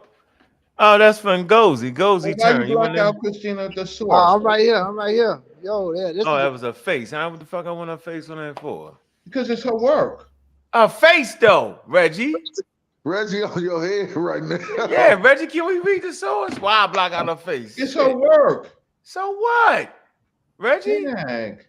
Right. Hey, I thank you, Reggie, for using this. This is great. It helps prove my point. It doesn't matter. It doesn't matter if customs came from the South. Even if you look at the population that's in yellow, the people were already mixed with Eurasians from the Neolithic Anatolian farmers that drifted in. So I really thank you. It's showing the direction of the population that makes up the country of Kemet. And the people that's there now are remnants of all of this. You said Eurasian populations? Yes. Show that the shit. green shows the Eurasians. The yellow. Hey, look. It doesn't matter if the culture comes from the South. No. The point is, Brother Smash. No. I'm trying to answer the question. Listen. The point is, Brother Smash, people are trying to deny that element. No one's saying that the Egyptians are not African. No, you're not trying to deny it. Reggie, let the man speak. Reggie, calm down. So what I want y'all to do is I want y'all to type up ancient farming. You're supposed to be explaining. Man, let that man rock out. He was explaining the green and yellow. Reggie losing his mind right now. Reggie losing your mind, Reggie. No, stop being a recorder. Ngozi. I'm a what? We got recording. This is just a fact. Ngozi, they're not the pyramid builders. They were there. Explain each population, yo. No, in Ngozi, the culture came from the south in Ngozi. Hey, listen. It's culture everywhere, yo. Listen, the Tumalites, that's the predecessor of the Mastaba, which is the predecessor of the pyramids, was in the Green Sahara. Then if you go, hold on, listen. But if you go in the Sahara, it's a great article that the audience should look up right now called "Peopling of the Early Green Sahara." You had Eurasian back migrators even then there before the inceptions of the Tumalites. Let's just keep it real. So if you go back to the Green, you have R1BVA8 that came back in 6,500 years ago. You got the indigenous pyramid builders. Okay. Let me let James in here. Y'all Don't let James let Gozy finish for James get in there. Gozy to finish and sink your fellowship. Let him finish, man. So even in the Green Sahara, they were not homogenous. So the population that drifted, those Paleo-Saharan populations that drifted towards the Nile, they're meeting up with people that's indigenous that descend from the Wadi Hafla people. Even the population that came through the Nile and went through the Sahel and went through the Eastern Nile and reached Jebel Sahaba, you see two distinct groups in morphology. Not saying they wasn't African, they all was African, but one was fully tropical adapted. Their morphology falls in line with populations as tropical Africans. The other one, they called them Ethio-Somali or African Libertine European, which is the Ethio-Somali type or the Bija type that was already lingering around. Sudan was a meeting ground. So when you start to see Napata Playa, you start to find the Napata Playa, which was dealing with astronomy or whatever. Then you start to find the Tumalai predecessors that's coming into the Nile. Then you have people in the north crossing through Fahim. Where are they coming from? They're coming from they're coming. No, listen. Let me finish. Let him finish, man. Let him finish. Let me ask y'all a question. Let's just be honest. How old is the oldest pyramid? Not a Tumalai. How old is the oldest pyramid? 2,500. Now you asked the question, so I should have been able to 2,500 BC. So it was 2,500 BC. We have the oldest pyramid of what? Khufu, right? Mm-hmm. No, the step pyramid. So the oldest step pyramid is I'm saying the oldest pyramid in Egypt is how old? That's all I'm asking. It starts from the step pyramid, sir. So just how start with the Mastabas, sir. It starts from Mastabas. He's trying to be the setup on purpose, man. Yeah, he is. So here's the thing. Big shit, the main big shit about 20, let's say 25 to 2,800 BC, somewhere in that range. So I'm gonna give it 2,300 BC. 24, 25, the oldest pyramid. It ain't nowhere near 5,000. It'll be about 2,300, right? BC. So here's the thing. These pyramids was built in 2,300 BC or 2,500 BC, which is 4,500 years ago.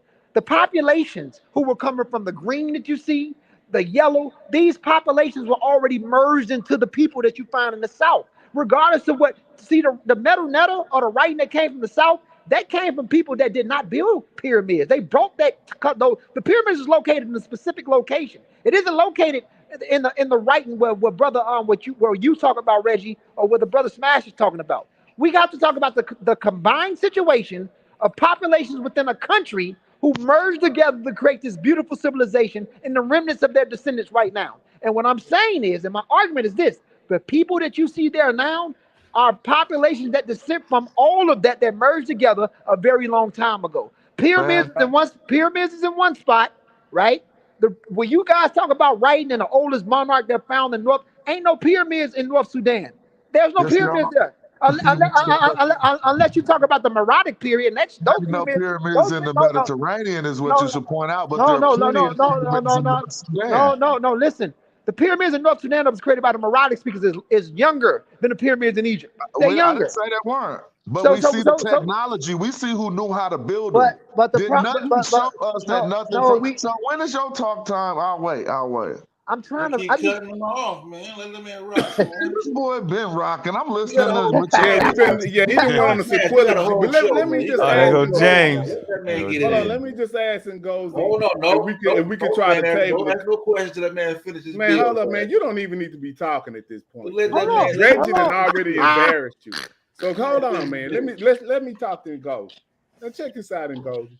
Can we just table the conversation based on what you're basically talking about is mutation of genetics, and you're kind of not really bringing in the hybridization of part of the mutation, right? So we're really trying to find out when the hybridized people come in. But look, dead. though, You got me with Hold that. on, listen. Hold on, Yeah. listen. Because what he's doing, you cannot. The hybridized genetics is not off in the mutation. That you can mutate into those J markers without any hybridization. Hey, anyway, That's what the basal population is. The basal population is a mutation without hybridization. Y'all just jumped in front of me. I've been waiting since social. Go ahead, James jumped in front of me. I'm still trying to point out an error in what you said, and I'm not gonna forget. I said you moved the goalposts because at first, and I've been waiting to say this for hella long. At first, Egypt was the melting ground. But you just went and on everybody on live TV and switched it to the Sudan. The Sudan was a melting ground. Since when was the Sudan a melting ground? And what book is the Sudan a melting ground? So what I need you to look. Hold on. I'm gonna ask you a question. Easy, man. All you got to do, Smash, is type up Jebel Sahaba. And hold on. Not just hold on. Look. Type up Jebel Sahaba grave. Y'all niggas is crazy. And not just Jebel Sahaba grave. When you see the distinct populations that's different from one another. Also, you can look up the mandibular, ancient farming in North Sudan mandibular changes. One group of people have one feature and the other group has another. And they're clearly saying that there was a distinct population that was intermediate in a population that was aboriginal to those zones. So what I'm trying to tell you is that the groups that was in North Sudan was the meet and bridge for a lot of even the earliest Eurasians that back migrated through Upper Egypt and North Sudan. So I'm talking about all of that. I want you to visit some updated literature. I want you to visit some updated literature on the concept of a melting ground. As you see, I've just been going over this recently, and how it is actually appropriated and superimposed on these ancient cultures. For instance, let's just give me an instance of this. The melting ground concept we suppose, or that you are, that I'm presume you're supposing, is that all different people brought in equal portions of something that turned into one big culture. But nothing in the philology or nothing in the material culture tells us that. For instance, if your theory was true when we looked into the graves, we should find a little bit of something from everywhere, right? That's not. No, you have to. Let me explain. How is it espoused in the material culture? It's like what I said before. When people come from other places, they're going to use the material that's from those regions. It doesn't matter if they're dealing with stone flakes or metals or minerals that's indigenous to those areas. These people, based off the genetics, based off the anthropology, came from somewhere else and merged with the indigenous populations. And they used the surrounding elements that they were around to make it beneficial to them in their lives. It's that simple. When we say material culture, we're going beyond just the elements that made up the items of the material culture. For instance, if we find an ankh in someone's burial, that's an element of material culture that let us know they was towards the Egyptian persuasion. If we find a ostrich feather and a bow, then we know they're sort of like towards the southernmost persuasion. Yes. What elements of material culture do we find in any of these archaeological grave sites to let us know that these people was from all over the place? They use the material that they was around to make it work for them in their environment. So what I'm trying to say is even the people with the ostrich feathers, even the people before the inception of the Ankh, they were already mixed with populations that back migrated. That's all I'm trying to tell you. It doesn't matter if they're using the surrounding elements or the surrounding things. Bring in anything because you can't find anything. Hold on. Let me ask you a question. Lapis lazuli is not from Egypt. That's not from Africa. Sheep. Hold on. That goddamn sheep I was talking about. Hold on. I'm trying. Let me go there. Hold on. I'm trying to ask you a question. The sheep. Hold on. The sheep. Understand the question because I said found in the material culture of the graves. We don't find lapis lazuli in these graves. Smash, you not understand what I'm saying. Listen to what I'm saying. It doesn't matter if the material that they used was indigenous to those areas. It doesn't matter. What I'm trying to say is when you look at the anthropology and the genetics of the population, you can see that people came from outside of somewhere else even in North Sudan, and mingle with the indigenous population. So you don't understand what material culture means, huh? So if they just wanted to talk about the materials, they wouldn't add the word culture on the end. Material culture is the things formed out of the materials, not the materials. Nobody. It doesn't matter if it was formed out of the materials. The people. Hold on, listen. The people that was dealing with what was formed out of the materials came from somewhere. It's the people in population. So this is what I mean. The material be what type of wood, but the material culture is the type of bow. Is the type of bow that formed out of the wood. That's fine. It doesn't matter. Listen. Now that you understand that what material culture was injected by these it don't matter. That don't matter about the material culture or what tool or what I'm trying to say is listen. No, you won't let me finish. It don't matter. The people. That's crazy. No, you're not understanding what I'm saying. The people that were there that used those surrounding elements and even shaped the culture and everything. Some of those people, layers of their DNA came from somewhere else. It's not from there. So this is really easy. Like if you ask me this question, I would say, well, in the material culture, we find blacktop pottery that is formed in Kerma, and we find it all over Egypt. This is Nubian material culture found all over Egypt. That's fine. So that proves that they migrated there or whatever. Now, what material culture do you have to prove besides genetics? That ain't material culture, by the way. What material culture do you have to prove? My basis. That's wild. My basis. Hold on. No, it's not funny if you can understand.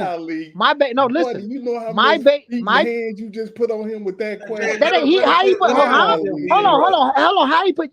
Bro, y'all run with people to make y'all feel good. Hell no. But hold on, listen. Hold on. He's talking about. Hold on, listen. Will even admit that all the way to the west coast of Africa. Man, let the man finish talking. He just said that the material culture comes all the way to the now. Let him finish talking. What do you have from the Levant that does the same? You're not going to answer the question. You won't answer the question. I mean, you won't let me answer the question. You won't let me answer the question. Still waiting for Reggie. You guys are worried about fucking the elements that was used in their culture, the material culture that was formed, whether it was the wavy pot, the tool, the things that was used. But what I'm saying is the people that was dealing with those elements, some of those layers, components came from somewhere else. Y'all don't want to accept that. It doesn't matter. Where's the evidence of it coming from somewhere else? Bro, you have the anthropology, you have the genetics. It's all there. Why y'all not paying attention to that? From inside of Africa. They the goddamn sheep. Oh my God, bro! You still worried about what? It don't matter. It don't matter if the elements come from inside. People from somewhere else slightly came into Africa a long time ago and mixed with the indigenous people. Man, there. Do you know we know the population of North Africa right now? Okay. Right, man. Go ahead, James. Let James talk. Go ahead, James. The population of North Africa right now, and I'm talking about in modern time. It's minimal. Those people ain't contributed to that culture in no kind of major factor. And then when I parse out mutative haplogroups with hybridization, you act like you don't understand what I'm saying. Of course not. So when you say haplogroup J, when you say haplogroup J, you know that the basal population don't have no Neanderthal in it. So it does not matter if it mutated to J, E, F, none of that. Only thing that when they talk about that back migration, what are they using to say that it's non-African outside of just a genetic mutation? They are using the hybridization, which all of these people across the northern Sahel have 2% of Neanderthal DNA today. That DNA was not there 3,000 years ago. And are you saying that they had 2% Neanderthal DNA across the Sahel 5,000 years ago in Gold? Is that what you're saying? No. It is an incursion of this hybrid DNA that we are talking about, because these people do not look like anything. So hey bro, something I don't know what's wrong with you, bro. Hold on. No, he don't like no. Hold on. Let me kill you right quick. Let me kill you right quick. I want everybody to type this up. I know I'm going to take the shawl because I see the what's her name up. Ibero, hold on, no. Ibero, it was some words I didn't quite understand. You were saying a hybridization. He don't know what he's saying. Look it up. What he's trying? No. Listen, what he's trying to say. He's talking about the first half Homo sapiens and half Neanderthals. Right. I know that. Hold on. Listen. But what he don't understand is It natural wasn't a selection. population of that though, bro. Exactly. And another thing, if you want to find the They first, still have it oh in their no, DNA oh my now. God, fuck it, man. Across the I can't do it. across the northern Fuck it, Sahara, fuck it, they fuck still it. have He'll it. ask a question, and then when you try to Y'all answer, just he mad gonna keep because talking. somebody done busted They don't care for me, bro. Listen, all you everything good, y'all Gozy. say. You know you're on home court right I here. know, Go let Gozy talk. Go I ahead. know. Let him talk. It's fun, but listen. Go ahead. No, I'm letting you talk. When Go ahead, when bro. we have Homo sapiens and Neanderthals, you Right. found the first real hybrid in Israel 50,000 years ago. We ain't Jebel talking Hood, about right? Jebel Hood, right? No, not Jebel Hood. It's a zone called it's called Man, they Moya. have Hold on, one wait, damn bro. God damn. See how they do it? What That's James, man, crazy. why don't you chill It's out for a only minute, bro? You done said what you said, bro. Let something the wrong with man him, bro. answer that I question. know. Calm down. I got you. Hold on, James. Let I'm him. gonna mute out. I'm mute now. Yeah, mute out for a minute. Go ahead, Gozy. So you find the first hybrid, 50,000 year old, the first form or hybrid between Homo sapiens and Neanderthals in northern Israel. And you found the few was in other spots with higher components. And that was a skull. It was the top of the skull that they found. But what I'm saying is that when you look at the Ibero-Maurusians, that goes back 15,000 years, even they had Neanderthal traces in them, right? So that goes to show that the Ibero-Maurusians, a layer of their DNA came from somewhere else, especially the people that brought U6 in. U6 or mtDNA-U is a mutation from R. You got mtDNA L3, you got mtDNA N, who develops in between North African and the Levant corridor. Then you got clades of it. Then you got R, and out of R, that goes to Arabia, goes to the Lesser Caucasus, a mutation of U. Some of those U's back migrate in different directions. U5 turn around and cross through Italy, hit Algeria, and mixed with the Tyrian population, who was Hadza Yoruba-like. When they came, hold on, no, I'm almost finished. When they came, those people that left out are the ones that received signals from Neanderthals. Natural selection, when that comes in, if you understand natural selection, sometimes through time and long distance of periods, a lot of those traces are wiped out. So you're not dealing with full hybrids. You're dealing with people that kept mingling with Homo sapiens to reduce that variant down. Right. So listen. So some of those people, they back migrate. They come in with those traces and they mix with the Hadza-like people. That's the first phase, and they were not white. They were dark skinned. That's the first phase. Hold on. I'm almost finished. The people that came in around 6,500 years ago, because you hear Anatolian farmers, the people that built Khatat Haik and all that over the Anatolia, they start to drift and they come back in and they bring the light skin variant in, and they coming in through the Gibraltar, hitting North Africa, meeting up with those people again, and they're bringing a light-skinned variant in, even crossing through the Sahara. Then you got the pre-Proto Neolithic culture, who's mixing up the people in the Helen areas. They're picking up traits. Do So you gotta realize be you telling us that when these people is coming in is in the 6,000? I just wonder if you realize you're telling us when they coming in. We already know this, but they're not. At this time, it is not a large population. These people are still clustering in the 90 percentile of sub-Saharan African DNA. They may have a 6% of Eurasian. James, you're not understanding. At the current time, these people are 70% European. Okay, right now. Hold on, everybody, stop for a minute. on, Let me correct something. There was a key word here: hybridization. Yes. So what we know is there wasn't a population of hybridized Neanderthal, Homo sapiens sapien. Is because of they just actually couldn't get along with each other. Mm-hmm. Right. So it wasn't no large population. They rarely find that, bro. I just want you to know that. So it wasn't like they was always hanging together, and they never did that. Listen what I'm saying. Just let me finish. That's why when you make a wild conclusion that hybridized individuals came into quote unquote Africa, that's not they never found the population of hybridized anything of Homo sapiens. They couldn't get along enough to settle like that. Now you can deal with Denisovans and them, they hybridized because they could cluster together. But Homo sapiens sapien Neanderthal, they didn't live together, bro. Am I right or wrong, Gozy? Tell me if I'm wrong. Hold on for a minute. Gozy, am I right or wrong in that? Wow. Hold on. Well, he gone. Oh no, I'm right here. You're right, bro. You're right. Do you know that all non-Africans have 2% Neanderthal DNA? From Asia, all of them. So that means that they are. And if you go look if you go in the taxonomy of hybridized species, you're going to see exactly what I'm talking about. So I'm not making this up. I've already shown y'all this. You kind of lied a little bit. I don't understand why y'all don't understand what I'm saying. James, listen. You lied a little bit because you said I'm not lying. No, listen, you said the sub-Saharan was at like 50%. Even Ibero-Maurusians was highly Near Eastern because it was 65% Near Eastern and 35% indigenous African, and that's 15,000 years ago. So stop playing, bro. But what you're not gonna do is you're not going to sit up and talk about a small population of people when we can look at the population of North Africa right now and see how minimal it is. It's still right now they don't have as large population. So what do you suppose the population was 15,000 years ago in Gaza? And where were they going? They were going into the desert. What resources did they have in the Sahel when it dried up to create such a large population? I'm not going to what did they? No. First of all, you think people don't understand how humans work. They can only stay up to where it's habitable land at, where water is at. Question is a trick. You don't want your answer. It's not a trick. It's just me understanding. Hey, you got to let me all across that northern Sahel point region. Listen. Can I talk? You have parallel evolution that takes place. You know what parallel evolution is? Nope.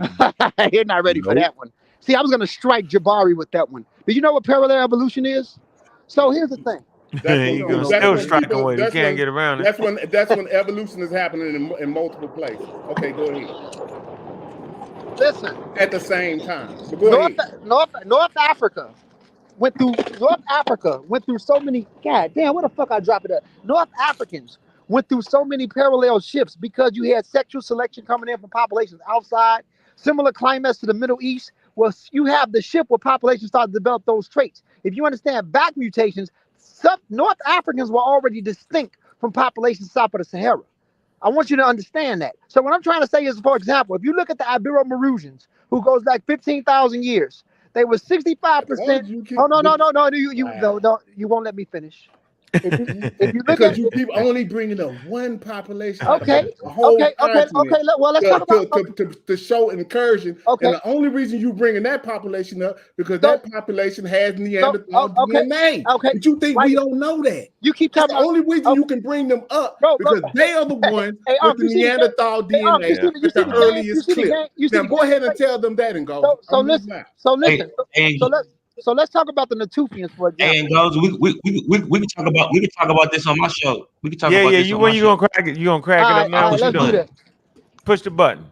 I ain't doing it tomorrow. I ain't doing it tomorrow. My son birthday tomorrow. I ain't doing it tomorrow. All right. Hey James, go over there. Hey James, good conversation, man. I appreciate you coming back through, man. You always welcome, James. Right. Appreciate you for not that nigga like a me off like Neanderthal was in the whole man. Yeah, but you got to understand hybridization. I'm not saying that these people are 50% Neanderthal. They only have 2% of it. That's hybridized. It's like 50. Yes, but go look in the taxonomy of hybridized species, Uncle. Like hey, bro, everybody that studied evolution, everybody that studied taxonomy of humans, that is what they use. They use Neanderthal and Denisovans as hybridized species of humans. Everybody that's look, this we gonna do, James. We need to have a real evolutionary class. We need to have an evolutionary class. The terminologies that you use, we didn't went through. That's nothing. I'm trying to give the people an example. When you ask me questions, I know that you cut me off. So your whole target is Neanderthal. And then you want to bring up the population that they use, the hypothetical population that they use called basal Eurasians, who were nothing but distant. I didn't use them. You used them. I always tell you it goes. Damn, bro. Basal hypothetical population. Then you gonna flip it on me and say I'm using basal. That's cold. You can't have a conversation with James. You just all over the place. James, listen. You keep bringing. Okay, what I'm saying is I use the terminology basal Eurasian. You don't like that term because the term is a hypothetical term for a specific group of people, right? That split off at base. We know that this group of people came from ancestral North Africans, mtDNA basal branches. They branch off from that, W, X, and I. Those are the basal branches, mtDNA of these people. They split somewhere between the Arabian Peninsula, Southern Levant, or Northern Africa. They split. Hold on. Come on, bro. Why are you cutting me off, bro? That's why we Neanderthal James, bro. He's fighting for his people.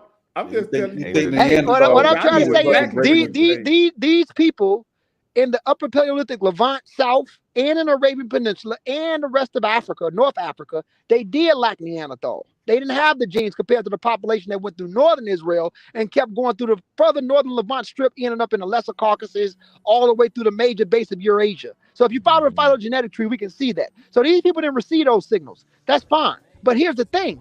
Those people in that area, It was so many zone changes. Even if you go to the article on Wiki Prehistoric Egypt, you find a backwards and forth going on consistently in the Upper Paleolithic. So they're developing unique traits that's already similar. They're going through the similar environmental pressures, adaptations. They're breeding with the same types of women consistently. This was going on for almost 23,000 years in that portion of Africa. And that alone would have made them distinct in variation from population that we come from in southwestern Central Africa. Not saying they're not human. Because they didn't have that. They didn't have that back and forth like that. They Correct. had back and forth with them. Got you. That's hey, it. man. Appreciate it. I hope you got that all out, man. We're going over the Gullah show. James, make sure you go over there, man. Have a good discussion with you. Hey, Reggie, I appreciate you coming back too, bro. They probably gonna kick me off the show. Okay, nah, they ain't gonna kick you off, nigga. They Share got the link in the chat, Gullah. Put the link. Nah. They can't kick you off. Don't kick them off, yo. Don't kick. Hey, Gullah, give me a word. You ain't gonna kick James off, nigga. Don't kick him off. Share the link, bro. Look at what it goes. Yeah, put that link in there. Gullah, put the link in there. You know, I ain't gonna kick him off. All right. Hey, Reggie, you never showed that source, just for the record, right? No, I'm not gonna bust my gun when I'm dealing with someone who doesn't know the early phases of dynamic Egypt. So you got a prerequisite for answering questions? Yeah, you know what? I could talk to you because we all. Well, show it to then show it to me. You want a ledge? I ain't on ledge. On Black Egypt, you want a ledge? I'm not actually on the ledge. I'm yeah, like then you fall. You already fell off. I wanted to ask you, Goldie, man. You cut me off. God. I'm not cutting you off. Go ahead, Reggie. No, I ain't gonna cut you off. Go ahead. Say it. No, I want to ask you a question, but hey, obviously, the pleasure. I appreciate you, bro. This was Friday, man. Hey, y'all, hit that Cash App, man, out the door, man. Y'all stop playing, man. If y'all enjoyed seeing Reggie and everybody over here without cussing each other out, I think we did a great job, man. Some points I wanted to make, I made it. I ain't finished with Dose in there. She do not understand evolution. You gotta get our life together when it comes to that, man. Appreciate everybody in the chat, man. Hit that Cash App. Appreciate everybody. I'm going to the server, man. Go live in the server. If you ain't in the server, man, hit that email up, man, so you get in the server. Somebody vouch for you, get in the damn server. That's what we doing. Keeping the conversation white. We supposed to be enjoying Friday. Appreciate it. Man, I'm your host, man. Y'all know what it is, man. Bobby Banker, yo. Hey. You know it.